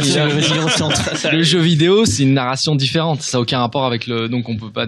Donc c'est vrai que c'est le cinéma, c'est fluide et c'est ce qui, c'est ce qui nous fait vibrer. On va parler de pornographie, c'est les mal choisis, mais c'est ce qui, on le ressent vraiment. Là, c'est émotionnellement. Tu contrôles mieux peut-être dans le cinéma, parce que tu imposes ton point de vue. Voilà, c'est une vision. Voilà, c'est une vision de quelqu'un. Donc c'est vrai que c'est tout de suite, c'est fluide, c'est facile pour nous. Je veux dire, c'est un médium qui nous est familier. Tout le reste, après, c'est intéressant, mais c'est une autre façon de raconter. Donc, mais la série télé, par exemple, le fait de segmenter son histoire en morceaux, du coup, plutôt qu'un film un bloc et tout. Pour la série. Ouais. Oui, mais ça, c'est notre. Bon, on a effectivement des. d'autres projets. On n'a pas parlé de celui-là. C'est une autre façon, mais pareil, c'est une autre façon de raconter des histoires. Mais ça nous paraît pas antinomique avec un film de cinéma, une série. Enfin, pour nous, c'est la même chose. Mais dans un style un peu différent. Mais après, on conçoit les films, on conçoit aussi les films comme des œuvres, on va dire. C'est vrai que si on pouvait faire un film comme on peint sur une toile, ça serait les pieds. Dans un sens, c'est ce qu'on a fait jusqu'à présent, parce qu'on a toujours fait tout seul, en fait. Donc, dans un sens, Carpenter Brut, c'est une toile qui a pris 6 mois, donc c'est pas très long, en fait. Mais c'est impossible de faire un film comme tu fais une toile, parce que ça coûte trop cher. Voilà, t'es obligé de travailler avec 10 000 personnes, et voilà, et puis ça coûte très cher. Donc, mais la série, c'est pas vraiment ça. On va pas pouvoir rendre, on va dire, chef-d'œuvresque chaque épisode. Non, même si ça devrait être le cas, mais le problème, c'est que t'es obligé de diffuser tes moyens et tout ça, donc c'est moins. Est-ce que vous n'allez pas perdre un peu, je pense, le côté fait à la maison qu'il y avait dans tous vos œuvres jusqu'à maintenant, qui est effectivement long, compliqué, et vous voudriez bien vous passer un peu à autre chose de ce point de vue-là, mais c'est aussi ce qui fait votre spécificité, c'est que vous avez vraiment tout fait de A à Z, ça vous ressemble à 100%, avec les qualités et les défauts que ça peut avoir, mais en tout cas, c'est à vous, et Et du coup, est-ce que vous n'avez pas perdre un petit peu en laissant tomber le côté spécial? On va perdre, mais tant pis, parce que ça permettra d'aller plus loin d'un autre côté. Justement, on travaillera mieux avec les acteurs. Dans un sens, finalement, le combat, faire un film pour un réalisateur, c'est se battre pour essayer de faire en sorte que ta vision, c'est ce que tu as dans la tête, essayer de l'extérioriser. Hitchcock qui disait la seule fois où ton film il est fini, c'est quand tu l'as écrit. Après, c'est que la régression et c'est faire en sorte de faire exister ton film comme tu l'as dans ta tête, et c'est un combat constant tous les jours. Ouais, mais donc c'est sûr que là c'est un combat. Après, là pour Carpenter Brut, c'était pas il y en avait un, mais c'est vrai qu'on avait carte blanche. Enfin, pour tout ce qu'on a fait jusqu'à présent, on était libre. Donc c'était. Mais c'est vrai que c'est un jeu qu'on commence à travailler avec des gens, des producteurs, etc. T'es toujours en train d'essayer. Enfin, faut toujours tout expliquer. Ce qui est aussi intéressant parce que ça te permet aussi de prendre du recul sur ton propre travail, de voir potentiellement des défauts que tu n'avais pas vus si tu t'étais pas vraiment penché pour justement. Mais on perd une forme de spontanéité, ça c'est sûr. Après, c'est un combat qui peut être enrichissant, donc comme quand tu travailles avec des gens intelligents et qui ont aussi potentiellement des choses à apporter au projet. Mais après, c'est comme de l'aïkido, je crois. C'est-à-dire qu'on te donne un coup, tu l'évites, tu dis enfin, après tu le retournes. Tu maraves le gars. Tu maraves le gars. Finalement, au final, tu fais toujours ce que tu veux. Mais voilà. Bon, ça nous fait pas peur en tout cas. Laurent. Je me demandais si un jour vous auriez envie de vous frotter contre. Par émission, j'ai toujours la langue fourche sur un truc assez douteux, mais bref. C'était là, c'est bon, maintenant c'est passé. Vous frottez à un univers qui ne nécessiterait aucune manipulation numérique, c'est-à-dire réussir à laisser de côté. Déjà quelque chose qui vous passionne autant que ça peut vous encombrer, j'imagine, parfois dans l'envie de matérialiser quelque chose, et d'un polar, enfin, tu vois, quelque chose. Moi, je pense que oui. Enfin, c'est pas antinomique du tout. En tout cas, nous, la science-fiction, ça nous intéresse parce que c'est avant tout une thématique qui nous plaît d'un point de vue philosophique, tout ça, etc. On est des grands philosophes, donc on aime bien réfléchir là-dessus. Ça nous parle et voilà. Après, mais la bémol que j'apporterais, c'est que même vu que le film finalement c'est une matérialité d'une image, quelle qu'elle soit. Enfin, c'est-à-dire que même si tu fais un film, une connerie, une comédie qui ne demande pas d'effets spéciaux, tu vas forcément avoir besoin. Enfin, tu vas forcément pas forcément, mais je veux dire, le numérique, ça te permet pas que faire des effets spéciaux grandioses, etc. Ça peut juste. Bien sûr. George Lucas, je parle beaucoup de Star Wars, je sais pas pourquoi ça. Mais il s'amuse au niveau du montage à dire tiens, ce personnage-là, je veux qu'il rentre un peu plus vite dans le plan, ça va accélérer le prix. Enfin, des trucs comme ça. Donc je veux dire. Richard le fait aussi beaucoup ça. Ouais, voilà. Donc c'est des. Oui, puis la plupart des effets spéciaux qu'on fait, c'est parce qu'on ne peut pas les avoir. On n'a pas les moyens de les avoir en vrai. Donc, oui, justement, nous on voit ça comme un tableau, pour améliorer encore une fois. Et voilà, tu peux t'amuser. Les acteurs, c'est une première couche. Le montage, machin, les effets spéciaux, pourquoi pas. On va pas faire des effets spéciaux pour pas faire des effets spéciaux. Mais c'est vrai que de retravailler le réel, donc c'est vrai que ça nous plaît. C'est ça en fait. De retravailler le réel, ça nous plaît. On a envie. C'est vrai que c'est jubilatoire. Et c'est vrai que si c'est bleu, on voudra le faire rouge. On voudra tirer quelque chose du réel. En fait, c'est ça qui m'intéressait de savoir, c'est si c'était finalement, si c'était votre passion, c'était justement cet outil-là qui vous permet de transformer une vision, ou au contraire, si le jour où vous disiez, tiens, on pourrait finalement avoir une vision plus immédiate, qu'elle ne prenne pas 6 mois, 6 ans. Non, mais ça, on espère. On espère qu'on pourra le faire, mais je pense qu'on pourra le faire quand on aura déjà fait d'autres films, en fait. Parce que c'est que on se voit pas arriver avec un scénario sous le bras. Bonjour, on va faire un film. C'est vrai qu'on a dû faire tout ce qu'on a fait jusqu'à présent pour montrer notre univers. Et voilà. Après, ça a été notre école. C'est vrai que maintenant, on est là-dedans. On peut pas lâcher ça. On peut pas arriver et dire on fait une comédie. J'en saurais pas. Ça serait... Mais d'ailleurs, je préférais voir Ackerman. Ce que demandait Laurent, je me demandais aussi si, au moment de l'écriture, des fois, vous imaginiez pas quel type d'effets spéciaux quel défi même vous allez vous lancer en termes d'effets spéciaux pour réaliser une scène. Non, pas du tout. Non. On pense quand on écrit plus une réflexion de producteur finalement. C'est-à-dire que oui, cette scène-là, ça va être compliqué, ça va demander beaucoup d'argent, etc. Bon, même si ça nous réfrène pas, mais on a quand même ça en tête. On se dit, on n'est pas complètement à côté de la plaque. Peut-être qu'on est traumatisé justement un peu de Kedara, mais on va réfléchir. Il va y avoir cette réflexion. Par contre, on se dit pas, non, on s'en fout complètement de. Comme je le disais, des fois ce qu'on va mettre dans notre film, c'est des choses qui effectivement seront peut-être innovantes, tout ça, etc. Mais ça découle plutôt d'un élément narratif qu'on avait besoin d'aborder, et voilà. Donc c'est pas du tout, on n'essaye pas d'impressionner, faire le dernier effet spécial à la cool, on s'en fout. Tout à l'heure vous parliez des Wachowski, j'ai l'impression que vous essayez de vous détacher un petit peu de tout ce qui a pesé peut-être sur le fait qu'on vous a collé aussi l'étiquette de réalisateur de fan film, tout ça, etc.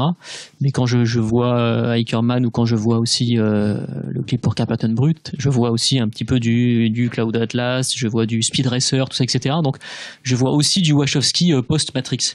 Est-ce que ça c'est quelque chose de conscient, ou est-ce que ça reste aujourd'hui l'une des références les plus assumées de votre univers, ou pas du tout, quoi?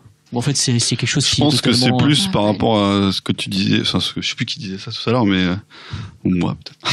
On a un peu tous les mêmes influences, et je pense que les Wachowski, ils ont les mêmes influences que nous. Hein. Je veux dire, ils ont regardé Matrix, c'est quoi finalement?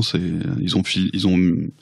D'ailleurs, des fois, ils ont un peu pompé, mais ils ont retranscrit leur amour des mangas et tout ça. Ah oui, ils ont beaucoup pompé. Voilà, enfin, Matrix, c'est en fait, c'est mais de toute façon, mais même la science-fiction depuis maintenant de nombreuses années, et Matrix, c'est le symbole justement de cette SF complètement composite et post-moderne, mais qui retrouve. En fait, ils ont réussi à faire pour moi une recette qui fonctionne surtout dans le 1. Mais ils ont rien inventé, quoi. Enfin, c'est une influence. Voilà. Donc, un beau mélange. Alors, être influencé par des gens qui sont complètement. Enfin, après, le nombre de bons films de science-fiction, finalement, ça court pas les rues. Il n'y en a pas énormément. Donc, on les a tous vus, on les adore. Après, c'est des inspirations. Il y a la BD qui peut peut-être vous inspirer beaucoup. Ouais, mais comme la BD inspire les Wachowski aussi énormément. Mais je pense que c'est inconscient vraiment. On se dit pas.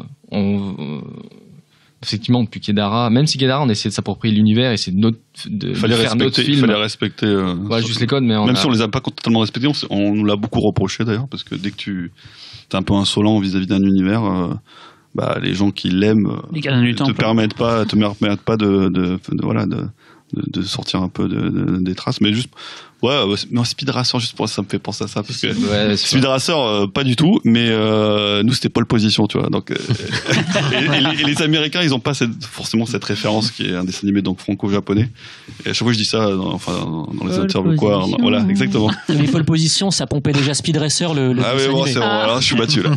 C'est vrai. Moi j'ai un truc à l'instant qui m'a frappé à l'esprit, quand vous dites que vous à l'écriture des fois vous dites voilà, on peut pas faire ça, c'est trop compliqué machin et tout, on sait qu'on n'aura pas les moyens. Il y a un documentaire qui sort en salle bientôt, qui a déjà 1 an ou 2, qui s'appelle Dune Jodorowsky. Ouais. Si vous l'avez pas vu, allez le voir, parce que franchement c'est votre vie, les gars. C'est que c'est un gars qui à une époque. Le film se fera jamais. Non, ça merde, oui, c'est comme ça, c'est horrible. Mais c'est un gars qui a une vision énorme, qui quand tu vois. Non mais votre vie, les gars, c'est film. Ils font un film sur le film qui s'est pas fait, quoi. Ouais, mais Jodorowsky, il avait des idées de fou, et des fous, et il se limitait pas. Il disait je veux telle personne pour la musique, je veux telle personne pour les décors et tout. Il se limitait pas, et bon, c'est une autre époque, mais on se limite justement parce que. Non, parce que tu me disais au début qu'il y avait quand vous avez fait Carman, vous avez dit bon, on se limite pas, mais on se limite parce que même si on fait nous-mêmes les effets spéciaux, on est obligé de se limiter, et nous, ce qui nous intéresse, c'est de pouvoir faire le film. Et justement, on se dit, comme on fait les effets spéciaux, on se dit, on est capable de faire un film science-fiction, ce qui est impossible. Donc c'est pour ça qu'on parlait tout à l'heure du budget ridicule de 3 millions. C'est ridicule, avec ça, en fait. Mais on peut le faire avec ça. Il y a un film qui en paraît 25. Et donc c'est pour ça qu'on est obligé de se contenir. On peut pas révolutionner le monde des effets spéciaux. On veut juste faire un film. On adore la démarche pour ce film Dune. Enfin le film qui n'a jamais été fait. Oui. C'est sûr que c'est passionnant, mais c'est vrai que c'est pas une démarche. Enfin, le fait qu'il est justement que c'était tout what the fuck. Mais non, mais il a quand même trouvé les gens. Il suivait en fait. Ce qui a manqué, c'est l'argent en fait. Mais potentiellement, il aurait eu l'argent, il aurait fait. Mais le problème, c'est qu'un film, c'est de l'argent. Oui, mais rappelons près d'Ali, il voulait Ali pour jouer. Après ça partait vraiment. Oui, mais dans la base, il s'est dit, je me limite pas et je fais le film tel que je voudrais le faire, c'est que j'avais nos limites, quoi. Voilà, quoi. Vous mettez des limites dans le sens où vous dites, si on devait le faire avec 3 fois rien, on ferait ça coûterait 3 millions, on pourrait le faire. Si on a plus, tant mieux, on fera plus, mais. La différence, c'est peut-être que vous n'arrivez pas chez les producteurs en disant, je vais faire un film qui va changer le monde. Voilà. Vous n'avez pas l'accent, il a raison, donc ça, c'est déjà beaucoup. C'est plus sérieux déjà, quoi. Non, on n'a pas du tout cette. Non, mais c'est génial, hein. On adore ce genre de concept et tout ça. Mais non, ça nous semble. Parce que pareil, il a fait un storyboard au départ animé, il a tout le film en dessin limite et tout. Il avait, c'était notre époque aussi, mais. Effectivement, j'ai pensé à l'analogie que le film qui se fera jamais, mais de faire le film. On va le faire. Mais je pense qu'il y a des trucs, assez dingues. Oui, mais de toute façon, on l'a pas vu encore. Franchement, regarde. Il sort bientôt au cinéma. Regardez-le, franchement. Toi, tu l'as vu en avant-première, peut-être. Il était passé en fait à Cannes il y a 2 ans. Ça a mis du temps à sortir en France à cause de problèmes de droit avec Moebius, mais sa veuve. Mais voilà, donc. Et du coup, on peut quand même revenir sur le projet Ickerman. C'en est où? Quand est-ce qu'on pourra le voir? C'est ce que je disais un peu tout à l'heure. Le tournage en 2017. Ouais, voilà. La production d'un film, c'est très long, d'un long métrage. Et donc en fait, il faut déjà à chaque fois valider chaque étape. Donc pour l'instant, on est vraiment au début et là, on va potentiellement faire lire le scénario à des acteurs parce que c'est ça. Si on a tel acteur qu'on a envie d'avoir, ça fera avancer aussi plus rapidement les choses et concrétisera un peu plus le projet. Maintenant, nos producteurs commencent à communiquer dans les festivals en off avec des gens qui sont susceptibles d'accompagner le projet. Et pour l'instant, on va dire qu'ils sont enthousiastes. Ça répond bien. Et vous avez peut-être trop tôt, mais trouvé ou obligé d'approcher des distributeurs français, parce que c'est ça en France. Il y a le Sapinel Trinité, c'est le distributeur, le préachat télé, et après un producteur. Je pense que la stratégie des producteurs, c'est plus de passer par les Américains pour ensuite revenir en France, parce qu'en France, c'est vrai que. Attention ce que tu vas dire là. Non, mais pour lever l'intérêt, lever l'intérêt des Français, ils ont envie de lever l'intérêt des États-Unis. Et la Chine. Et la Chine, bien sûr. Non, oui, je regarde. Non, mais c'est lancement. Oui, effectivement. Christophe Gans, son prochain film, il le fait en coproduction avec la Chine, je crois. Je regarde Fausto qui m'acquiesce, parce que Simpson, c'est ça, en fait. Fausto, oui, je sais pas si cette information peut être communiquée, mais tu la donnes. Si, ça a été dit sur des variétés, je et tout. Ok, très bien. Oui. Mais du coup, ce sera une coproduction. Enfin, il y aura pas que de l'argent français, si je comprends bien, parce que vous parlez des États-Unis, tout ça, etc. Il y aura. Je connais pas les deals, parce qu'effectivement, coproduction franco-américaine, c'est rare. Donc après, je sais pas de quel moyen. Je vais hyper caricaturer le truc, donc ça sera pas exactement la réalité, mais ça suffira pour nous. C'est-à-dire que le but est d'essayer de faire un film européen. Avec les Américains. Et européens, c'est-à-dire avec d'autres pays que la France. Potentiellement, oui, c'est possible. Mais bien sûr, mais effectivement, nous après, c'est encore une fois plus une stratégie de nos producteurs. Ils savent avec qui ils veulent travailler. Et c'est pas nous. Nous encore une fois, c'est des choses qui nous intéressent, bien sûr, mais. C'est pas on s'associe avec des gens qui sont susceptibles de nous enlever cette épine du pied. Que la partie nous on est des gros cons d'artistes, on s'en fout. Mais bon, je caricature et le but c'est de travailler avec eux, mais pas pour eux. Voilà, c'est ça la subtilité. C'est peut-être ça que nous on veut garder. Voilà, parce que on sait très bien. Enfin nous depuis longtemps on nous dit allez aux États-Unis, vous allez vous faire exploiter. mais c'est pas du tout ce qu'on a voulu. Enfin, en tout cas, nous, on a l'ambition, peut-être la prétention, en tout cas, d'avoir un film où, artistiquement, on a des choses à dire. Nous, on n'est pas trop fan de la production. Enfin, on ne va plus trop au cinéma parce que, en tout cas, dans le niveau blockbuster, tout ça, c'est pas des films qui finalement nous parlent vraiment. Et je pense que il y a des choses à faire avec peut-être. Voilà, l'idée de nos producteurs, c'est ça, c'est-à-dire faire des films qui sont ambitieux visuellement, qui sont dans une production contenue, ça coûte pas des milliards à descendre, parce que c'est ça. Plus un film coûte cher, plus tu perds de liberté pour le faire. Donc c'est trouver le bon équilibre, le bon compromis pour arriver à faire un film artistiquement cool et en même temps ambitieux et fun. Surtout en SF d'ailleurs, où finalement la catégorie milieu de, petit budget SF, elle est soit représentée par des trucs assez rigolos, comme Kung Fury, ou comme ça, Manborg, qui sont des trucs vraiment faits à la maison avec les moyens du bord et qui ont le charme qu'ils ont pour le public qu'ils visent. Et au-dessus, tu as les Oblivion, trucs comme ça. Il y a quelques exemples comme Moon ou etc. Mais finalement, qui étaient des cas exceptionnels. Voilà, c'est un créneau assez rare. Mais du coup, la SF qui tient vraiment la route visuellement, qui a une vraie ambition narrative et qui coûte vraiment pas cher, c'est pour l'instant il y a pas. Non mais comme il y a Jason Blum pour les films d'horreur où il y a le high concept, le 5 millions de budget et puis hop c'est parti. Pour la SF ça n'existe pas. Et là c'est le bon moment pour faire de la SF. Voilà, Gravity a ouvert exactement, la voie. Le film de Ridley Scott. Avec sur Mars, la seule sur Mars, ça a cartonné. Enfin, c'est le bon moment en ce moment, pour faire. Oui, exactement, c'est vrai. C'est ça le bon. Prometheus et tout. Enfin, c'est voilà. Puis il y a un nouveau. Un nouveau. T'as dit pas, c'est quoi le mot d'après? Un nouveau. Il y a un nouveau modèle de financement à trouver dans le sens où effectivement en France c'est impossible. Et aux États-Unis, soit t'es bloqué sur une étagère, ou soit tu fais pas le film que tu veux. Enfin voilà. Donc en fait, les deux. Donc voilà, donc il y a un mix à trouver peut-être. Exactement.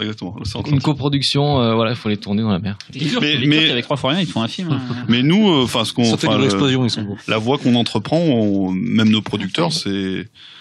On ne devrait pas dire ça, mais non, mais c'est pas classique effectivement. Il y a une part de classique et une part de entre guillemets d'innovation, et donc on défriche on défriche pas le terrain, mais en tout cas on prend une voie où on essaie de contrôler avec. Voilà, c'est pour ça aussi qu'on appelle à des gens comme nous. Voilà, le but n'est plus on n'est pas les MacGyver du cinéma. On va pas faire nos effets spéciaux tout seul. Non, on est l'agence touriste. Oui, ça. Non, Pôle Position. Oh putain, ça devient compliqué. Mais essayer de faire les choses un peu différemment pour pouvoir faire des choses peut-être plus ambitieuses qu'à l'accoutumée, sans que ça coûte effectivement des milliers de cents. Nous, on vient d'un extrême. On fait des films de garage qui sont pris au sérieux un petit peu. En faisant le mélange avec des gens qui sont vraiment dans le milieu, et nous, il y a peut-être quelque chose à faire. On va essayer de le faire. Donc on reprend nos rendez-vous si un jour le film se fait. Et on verra le résultat et on en reparlera. Il y aura Netflix dans le coup ou pas? Parce que vous parlez justement de. Parce que, je sais. Non, mais je pose la question. C'est Polichinelle en plus. Tout le monde le sait maintenant que Netflix achète des films pour. Voilà, et je sais par exemple que le prochain film de Bong Joon-ho, le réalisateur coréen de The Host, donc voilà, il fait son film qui sera une coproduction américano-coréenne, et c'est Netflix Corée qui va se servir du film comme d'un produit de lancement entre guillemets, et il a une liberté artistique totale sur son film. Donc alors après c'est au niveau de la diffusion que Tigre Dragon 2 récemment. Tigre Dragon 2 qui a été fait justement. Il y a eu au niveau français, il y a eu Dealer qui a été il a pas été fait pour Netflix, mais en revanche c'est à part Vimeo, je crois, ou je sais il a été d'abord diffusé sur Vimeo, mais sinon la première vraie plateforme qui a donné sa chance au film mondialement. Là, Sundance, petit quoi. Par exemple, Sundance, le film vient d'être acheté, je crois, c'est par Netflix ou Amazon pour des droits mondiaux. Ils ont dit tiens, on prend le droit du film. Le film était déjà fini avant, mais ça commence à se faire beaucoup maintenant avec les nouveaux diffuseurs de contenu. C'est le futur en fait. Je pense que le cinéma, effectivement, ça va mourir. Mais vous êtes dans le futur, donc un peu, donc vous êtes avec Netflix. Ouais, effectivement. Après, c'est stratégie. 2050, Netflix, ils seront là. Mais effectivement, le sortir au cinéma, tu te dis, c'est la vieille école, c'est le charme. Tu dis, ouais, j'ai mes affiches dans la rue, mais effectivement, c'est un peu votre personnage. C'est notre personnage. C'est peut-être qu'un fantasme, mais dans un sens. En fait, on va faire le dernier film de cinéma directement. Mais ça serait intéressant justement de confronter l'histoire que vous voulez raconter à la réalité que va vivre votre projet. Mais oui, mais même dans Kedara, on disait toujours moi-même je parle de Kedara, je me tirer une balle dans le pied. mais notre personnage principal, c'était un personnage qui se mettait à l'encontre justement de l'univers des Wachowski, en disant ouais, je suis le héros, je peux être, si je crois en moi, je peux être aussi fort que le fameux élu de la mythologie Matrix. Et nous, on faisait un parallèle avec nous, voilà. Si on se donne les moyens, nous, petits, venant de nulle part, on peut essayer de faire un blockbuster dans le garage. Donc il y a toujours, on aime bien effectivement mélanger, et peut-être, tu vois, même. L'histoire personnelle. Ouais, il y a une part de ça. Et c'est vrai que notre film, là, de manière plus consciente et plus travaillée, plus maîtrisée, mais il y a une réflexion sur le cinéma, effectivement. Il y a un truc, c'est annexe à ce avec Herman et tout ce qu'on dit là maintenant, mais il y a un truc intéressant là sur la diffusion de nouvelles des films. Il y a quelques jours, là, en lancement de ce podcast, il y a je sais plus comment il s'appelle, le mec qui a créé Napster et qui a plus ou moins investi dans Facebook. Il a lancé un nouveau projet qui s'appelle Screening Room. Il y a beaucoup de gens qui le suivent. Et le principe, c'est d'avoir une box chez soi, ultra sécurisée, c'est ce qu'il dit. Tu loues 150 €, je crois, pour l'installation et tout. Et après, tu louerais des films qui sortiraient en même temps au cinéma, genre Avenger 2 et chez toi, pour $50 en fait. Et l'idée, c'est de dire, voilà, maintenant, on peut amener aux gens le cinéma chez eux. Le cinéma, justement, il est peut-être dépassé, ou peut-être c'est une autre vision qu'il faut voir maintenant. C'est peut-être pas forcément que le cinéma dans un grand écran et tout. Les séries télé qui cartonnent le montrent aussi, voilà, le côté chez soi, ça va. Et effectivement, c'est pas con de penser ça comme ça. Genre, je sais pas si c'est le projet de Carman, mais c'est pas con de penser comme ça. C'est clair qu'on sent que ça va changer, mais le cinéma va pas disparaître. C'est comme quand le cinéma est arrivé, on se disait voilà, la télé est arrivée, ils ont tout le cinéma disparaître et tout. Voilà, ou les livres, ou quand le cinéma, je disais les livres vont disparaître, mais et finalement c'est un peu disparu, ça, il faut avouer. Non, mais c'est complémentaire, voilà. C'est une sortie pour les gens et tout. C'est ça, ouais. Donc, pour vous, c'est quoi la sortie? Ce sera 2018-2019, quoi. c'est possible, effectivement. Non, mais j'imagine, c'est-à-dire que si c'est tourné, dans le meilleur des cas, si tout se passe comme vous voulez, tournage. Je pense qu'après, effectivement, on peut envisager une sortie en 2018. Parce que grosse post-prod, j'imagine. Oui, mais alors ça, c'est tout est, ça dépend justement des moyens qui seront mis dans la post-prod si ça fait moins que Kaïdara en termes de. Non, mais je serais déçu. Je ne pense pas que ça mettra, c'est pas le but. À définir, mais ça mettra pas un an. Le film une première fois et vous le patchez après avec des mises à jour qui rajoutent des spéciaux au fur et à mesure. Comme ça, vous avez des parler fonds verts. Mais on le fait déjà sur nos films. Déjà, le Turbo Killer, on voudrait changer quelques trucs. Ah, tu vois, regarde, tu patches, tu fais des mises à jour. En plus, les DCP, on peut au cinéma faire des mises à jour et tout. Non, c'est. Sur YouTube, en tout cas, tu peux changer la vidéo. C'est possible. Mais en tout cas, oui, ça nous intéresse. On connaît pas l'avenir non plus. Et puis. Mais encore une fois, encore les casques de réalité virtuelle. Non, mais c'est au niveau du cinéma, au-delà de, à la base, on avait dit, voilà, vous invitez Carmen, aussi parler de la difficulté de faire ça en France, mais c'est vrai qu'effectivement, les nouveaux canaux de diffusion. Mais bien sûr. C'est peut-être une nouvelle, voilà, comme je me souviens, quand les premiers appareils 5D sont apparus, je me suis dit, tiens, ça y est, maintenant, les gens, chez soi, peuvent faire des films avec les mêmes conditions techniques que le cinéma. Et ce qui fera la différence, après, c'est le talent, quoi. Exactement. Et malheureusement, on n'a pas forcément vu des gens, il y en a vu des gens qui réussissaient à faire des mortels avec 3 fois rien avec ces appareils-là, mais forcément, ce qui manquait à chaque fois, des fois, c'était le talent, quoi. Et maintenant, ce qui manque aussi, c'est les canaux de diffusion. C'est-à-dire qu'avant, c'était la télévision, c'était le cinéma, c'était pas tout le monde qui pouvait accéder à ces endroits-là. Maintenant, YouTube a démocratisé. Maintenant, on peut faire chez soi, avec les mêmes qualités de projection, de tournage qu'un vrai film. On peut le montrer au même niveau que tout le monde, la terre entière. Alors, la problématique, par contre, c'est que sur YouTube, tu mets ton film et il n'y a pas de rentrée d'argent véritable, en tout cas. Il n'y a pas d'accompagnement. Netflix, c'est l'entre-deux, on va dire, Netflix. C'est que bientôt, ils sont partout sur Terre, et par contre, eux. Oui, puis t'es vendu aussi. Ils ont de la thune, voilà. Oui, parce qu'il y a toute la promotion de ton film. Ton film, s'il n'est pas vendu correctement. Oui, ça va être pas mal. Tu pourras jamais gagner de l'argent dessus. Donc, souvent, les gros blockbusters, il y a autant d'argent pour faire le film que pour le vendre. Et c'est comme ça qu'ils arrivent à l'imposer. À rentrer dans leurs frais, il faut dire que les mecs. Un rouleau marketing énorme pour après, il aurait marché sans ça, je pense, mais là, ça a été vraiment. Je trouve qu'ils en ont pas assez parlé. Moi. Il y avait carrément des oranges, Star Wars, tu mets les moyens, voilà. Donc tout est lié, c'est pour ça que la distribution de notre film, si on a un acteur bankable, on aura un distributeur qui voudra le vendre, du coup, parce il saura sur quoi se baser, il saura que ça marchera, donc en fait, tout est lié. Du coup, on aura un budget, la distribution qui sera intéressant, et donc on sait qu'on pourra rembourser le film en fonction de tel ou tel budget. Donc tout est lié, quoi. Et effectivement, et le système est en train d'évoluer, de bouger, on sait pas trop sur quoi il va aller. C'est vrai qu'Internet, pour l'instant, il n'y a pas encore trop de règles, et puis avec toutes les VOD, tout ça, on sait pas encore trop. C'est un peu, pas les pionniers, mais ça commence un peu à bouger. YouTube sort bientôt YouTube Red, où on peut payer pour voir du contenu qu'on voit pas gratuitement. Donc ça commence, et là, on est dans les prémices, dans les débuts. Effectivement, Netflix, c'est un meilleur exemple, parce qu'ils sont bientôt partout, et ils vont pouvoir justement acheter des deals pour des films pour la terre entière. Ils ont juste à changer le sous-titrage et ou le doublage, et ils pourront faire du diffusion de temps réel, ce que les studios essaient de faire à leur niveau, mais ça leur coûte des thunes folles.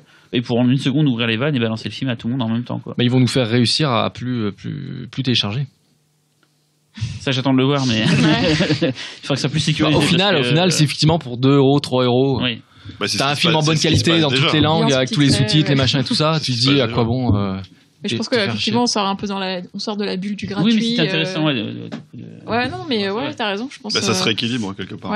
Ça serait. Parce que les artistes, ils trouvaient plus leur compte et que. Ils les ont jamais trouvés. J'attends de voir s'ils le trouvent vraiment avec Netflix aussi. Oui, les artistes, ça sera toujours la dernière roue du carrosse. Quand on voit les dernières analyses qu'il y a eu sur, notamment, c'était du guitariste de Pink Floyd, je crois, ce qu'il disait sur Spotify, etc., que c'est bassiste, le bassiste de Pink Floyd qui était intervenu récemment pour dire que Spotify c'est des couilles, que tout Silicon Valley se faisait des couilles en or sur les musiciens, mais qu'eux touchaient 0,5% de ce que rapportait la musique, et je me dis que Netflix finalement ça va prendre peut-être le pas du même genre de logique commerciale, où les films seront faits pour pas trop cher. Eux, ils vont pas les acheter super cher non plus, parce que je pense pas que quand ils achètent un film, ils couvrent une grosse partie du budget non plus. Non, quand ils l'achètent, s'il est fait, non, mais par contre, produire, ça, je pense que c'est une autre affaire. Oui, quand ils produisent, ils mettent de l'argent. Voilà, c'est ça. Oui, mais pour l'instant. S'il a été vendu, je crois, il a été vendu au prix d'une bonne vente télé française, mais du coup, pour le monde entier, quoi. Mais ça dit, après, j'ai quelques sources, et je sais que quand ils achètent, ils peuvent acheter très cher aussi. Oui, je pense que très cher. Les deals mondiaux pour des vrais gros trucs, ça a dû être. Et même parfois pour des trucs plus petits, mais juste pour avoir une exclusivité. C'est un film d'horreur et libanais, je crois, qui a été vendu super cher là, à Sundance, un truc apparemment qui a bien buzzé. Et je sais pas si c'est Amazon ou c'est Netflix, ils l'ont acheté deals mondiaux, quoi. Laurent ? La question que je me posais du coup, c'est à partir du moment où Netflix sera dans tous les pays du monde, dans tous les foyers, une fois que tu auras vendu à Netflix, à qui tu vends après ? Tu peux. Il y a des droits d'utilité. Après, tu peux vendre sur 2 ans. Voilà. Après, non mais c'est en ça qu'au moment où Netflix aura l'hégémonie et que si une fois que tu as vendu à Netflix, tu peux vendre à personne d'autre, ils vont, à part quand ils produisent tout, mais ils vont pas sinon couvrir le coût de ton tournage, etc. Et c'est là où je me dis que quelque part on risque pour une frange des artistes d'arriver un petit peu dans une situation similaire à celle de la musique en fait. C'est peut-être pire que pour certains qui galèrent, qui ont rien. Un peu d'argent, c'est toujours mieux que zéro. C'est clair. C'est clair. Ouais, mais je pense que ça sera l'éternel problème de tout temps. L'artiste se fera exploiter et il se met ça parce que c'est juste Effectivement, il y a eu une petite période. Effectivement avec Internet où effectivement il n'y avait pas de règles, il n'y avait rien. Tu disais pour une fois on est libre, on a besoin de personne, on peut se faire connaître dans le monde entier.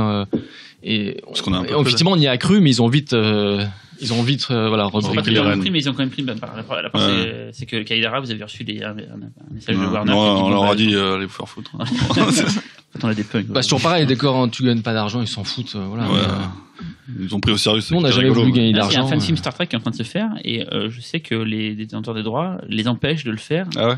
Et récemment, ils ont trouvé comme une nouvelle excuse, c'est de dire que le Klingon était déposé, donc ils ne pouvaient pas faire le film. Parce que ils essaient de trouver par n'importe quel moyen d'empêcher que ça se fasse et tout. C'est un Klingon. Voilà. Mais par contre, à part sur ce qui est apprécié, les fan films sont beaucoup plus maintenant. Parce que nous, à l'époque, quand on a fait Kedara, on connaissait même pas l'existence de ce genre de film. On habitait dans la montagne. Vraiment, il n'y avait pas Internet. On a trouvé une caméra comme ça. Quand je dis Rabrut, c'est vraiment ça. Vous étiez vraiment. Ça, c'est la légende. Non, mais ça n'existait pas. Non, mais de la ville, les gars. Mais c'était pas la ville des montagnes. Mais non, franchement, c'était le début de ces films-là. Donc voilà, mais alors que maintenant, c'est devenu un peu. Ça s'est calmé quand même, hein. Oui, mais ça s'est calmé, mais il y en a toujours. Oui, il y a toujours des. T'as eu une vague de fan-films français il y a à peu près 5-6 ans. Ouais, parce que quand ils ont compris que ça rapportait rien, ils ont. Oui, quand ils ont compris que c'était même pas forcément une carte de visite qui débouchait sur quelque chose. Nous, quand on nous demande conseil là-dessus, on dit ne faites pas fan-film, les gars, laissez tomber. Perdez votre temps sur un univers. Ouais, faites un truc moins long peut-être. Enfin, ça, bon, après, voilà. Mais ce que je veux dire, c'est que maintenant, ça fait partie aussi, en tout cas dans l'univers de Star Wars, même je crois qu'il y a un concours, faites le meilleur film de fans sur Star Wars. Bon, bref, et du coup, ça permet aussi de générer aussi un buzz et une base de fans sur lequel ils se servent de ça aussi maintenant. Mais bon, après la question, c'est est-ce que Star Wars 7 n'est pas un fan film? Mais Matrix c'était déjà un fan film. Déjà, oui. Non, mais plus subtil. De luxe, on est d'accord. Tous les films, finalement, c'est des fan films parce qu'on est tous inspirés consciemment. On est dans l'inception du film. Non, mais c'est un fan film de luxe. C'est un film fantasme.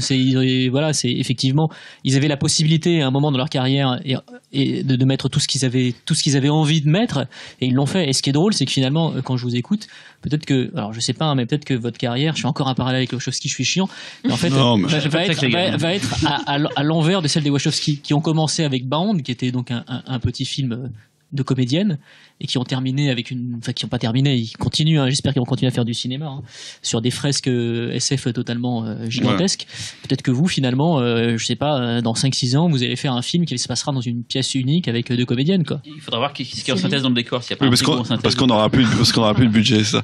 Oui, mais bien sûr. Bien sûr, c'est pas une règle. Encore une fois, c'est, comme disait Savitri au départ, on aime raconter des histoires. Moi, si je dis mes références, j'adore par exemple Pole Position. Non, mais des mecs comme je sais pas, Marcel Pagnol, ce genre de trucs. Pour moi, c'est des films sur les acteurs, sur les histoires et tout ça. C'est ça qui m'intéresse. Je m'en fous. Nous, encore une fois, on aime c'est un style, quoi. Je veux dire, souvent les gens disent Marcel Pagnol dans l'espace. Voilà, c'est Marcel. J'ai essayé de faire c'est le film ultime, Marcel Pagnol dans l'espace. C'est exactement. Mais nous, quand les gens nous disent mais j'aime pas la science-fiction, on s'en fout de la science-fiction, c'est juste un style. Après, ce qu'on raconte, au final. Faut dire qu'on aime bien quand même. Oui, non, on aime bien, mais je veux dire, nous, il y a rien de pire que dans un film où justement ça raconte rien du tout, c'est juste un univers visuel de science-fiction justement. Et nous, c'est l'univers, il nous sert à raconter, à faire un peu de philosophie sur ce qui va se passer dans le futur, etc. Mais on raconte avant tout des histoires, je me répète là. Arrêtez-moi.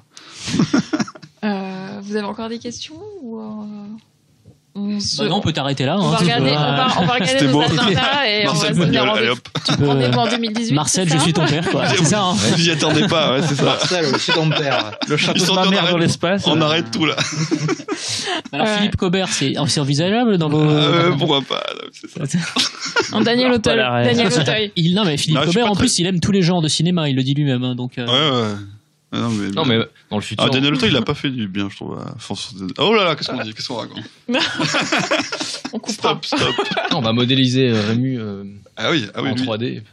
Ouais, ça. Il y avait Gérard Depardieu dans Babylon AD. C'est pas faux, effectivement.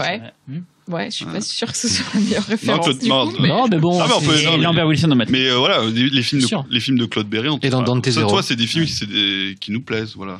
Moi, voilà, nous, on n'est pas forcément spectateurs des blockbusters. C'est quoi le dernier film à l'un et à l'autre qui vous a plu ces derniers mois, ces dernières années? Non, c'est des films que vous avez découverts récemment, on va dire, ces dernières années, ces derniers mois, en salle ou en vidéo. Moi, j'ai adoré Birdman. Ouais. Et ça fait chier de dire ça parce qu'on va dire qu'on s'inspire, mais moi, j'ai beaucoup aimé Drive parce que je trouve que c'est l'essence du cinéma dans le sens. Après, au départ, on est sorti là, on se dit ouais, quand même le scénar, enfin ils auraient pu aller plus loin, etc. Mais finalement, moi, je suis plus, en tout cas en ce qui me concerne, parce que Savitri, il aura sûrement une réponse différente, mais moi, j'aime beaucoup le style. Et, mon réalisateur préféré, c'est Sergio Leone, et c'est ça qui me plaît. C'est avant tout raconter une histoire par le style, quoi, et faire partager une émotion par ce biais-là, plus que par... Bien sûr, le reste doit être aussi extraordinaire et tout ça, mais donc Drive, je trouvais que c'était du vrai cinéma, voilà. C'est ça, Vitry. Je suis l'inverse, pour ça j'écris des bouquins. Ouais. Ça peut être Watchmen, il y a longtemps. Watchmen, oui, non, mais bon, ça peut rentrer en film de, fantastique, pas vraiment de la science-fiction en plus, mais en comics intéressant. C'est vrai que c'est un des derniers blockbusters pour nous qui était intéressant. Mais parce que la base était tellement riche et il a illustré finalement. Après, vraiment, dernièrement, on peut critiquer plein de choses. Il y a aussi Interstellar où là, du coup, c'est la vraie science-fiction. Ouais, c'est le meilleur du mauvais, en fait. C'est pour ça que. Ouais, j'arrête là. Bon, on vous remercie en tout cas. Ouais, merci à tous les deux. Et puis à bientôt. Merci à vous. Et on va mettre tous les liens pour que les gens... le making-of, pour Kaïdara, désolé. Surtout pas Kaïdara, le making-of. Le trailer de Vendégeur qui est quand même très classe. Pourquoi pas. Ickerman. Et puis le teaser Ickerman. Killer. Après, on est partout sur Internet. Vous tapez notre nom. Mais vivement le making-of de Turbo Killer et de. Ouais, faut qu'on s'y penche. Non, mais vraiment. On l'attend. Désolé. Bon, merci, à bientôt. Merci à vous. À bientôt. Ciao.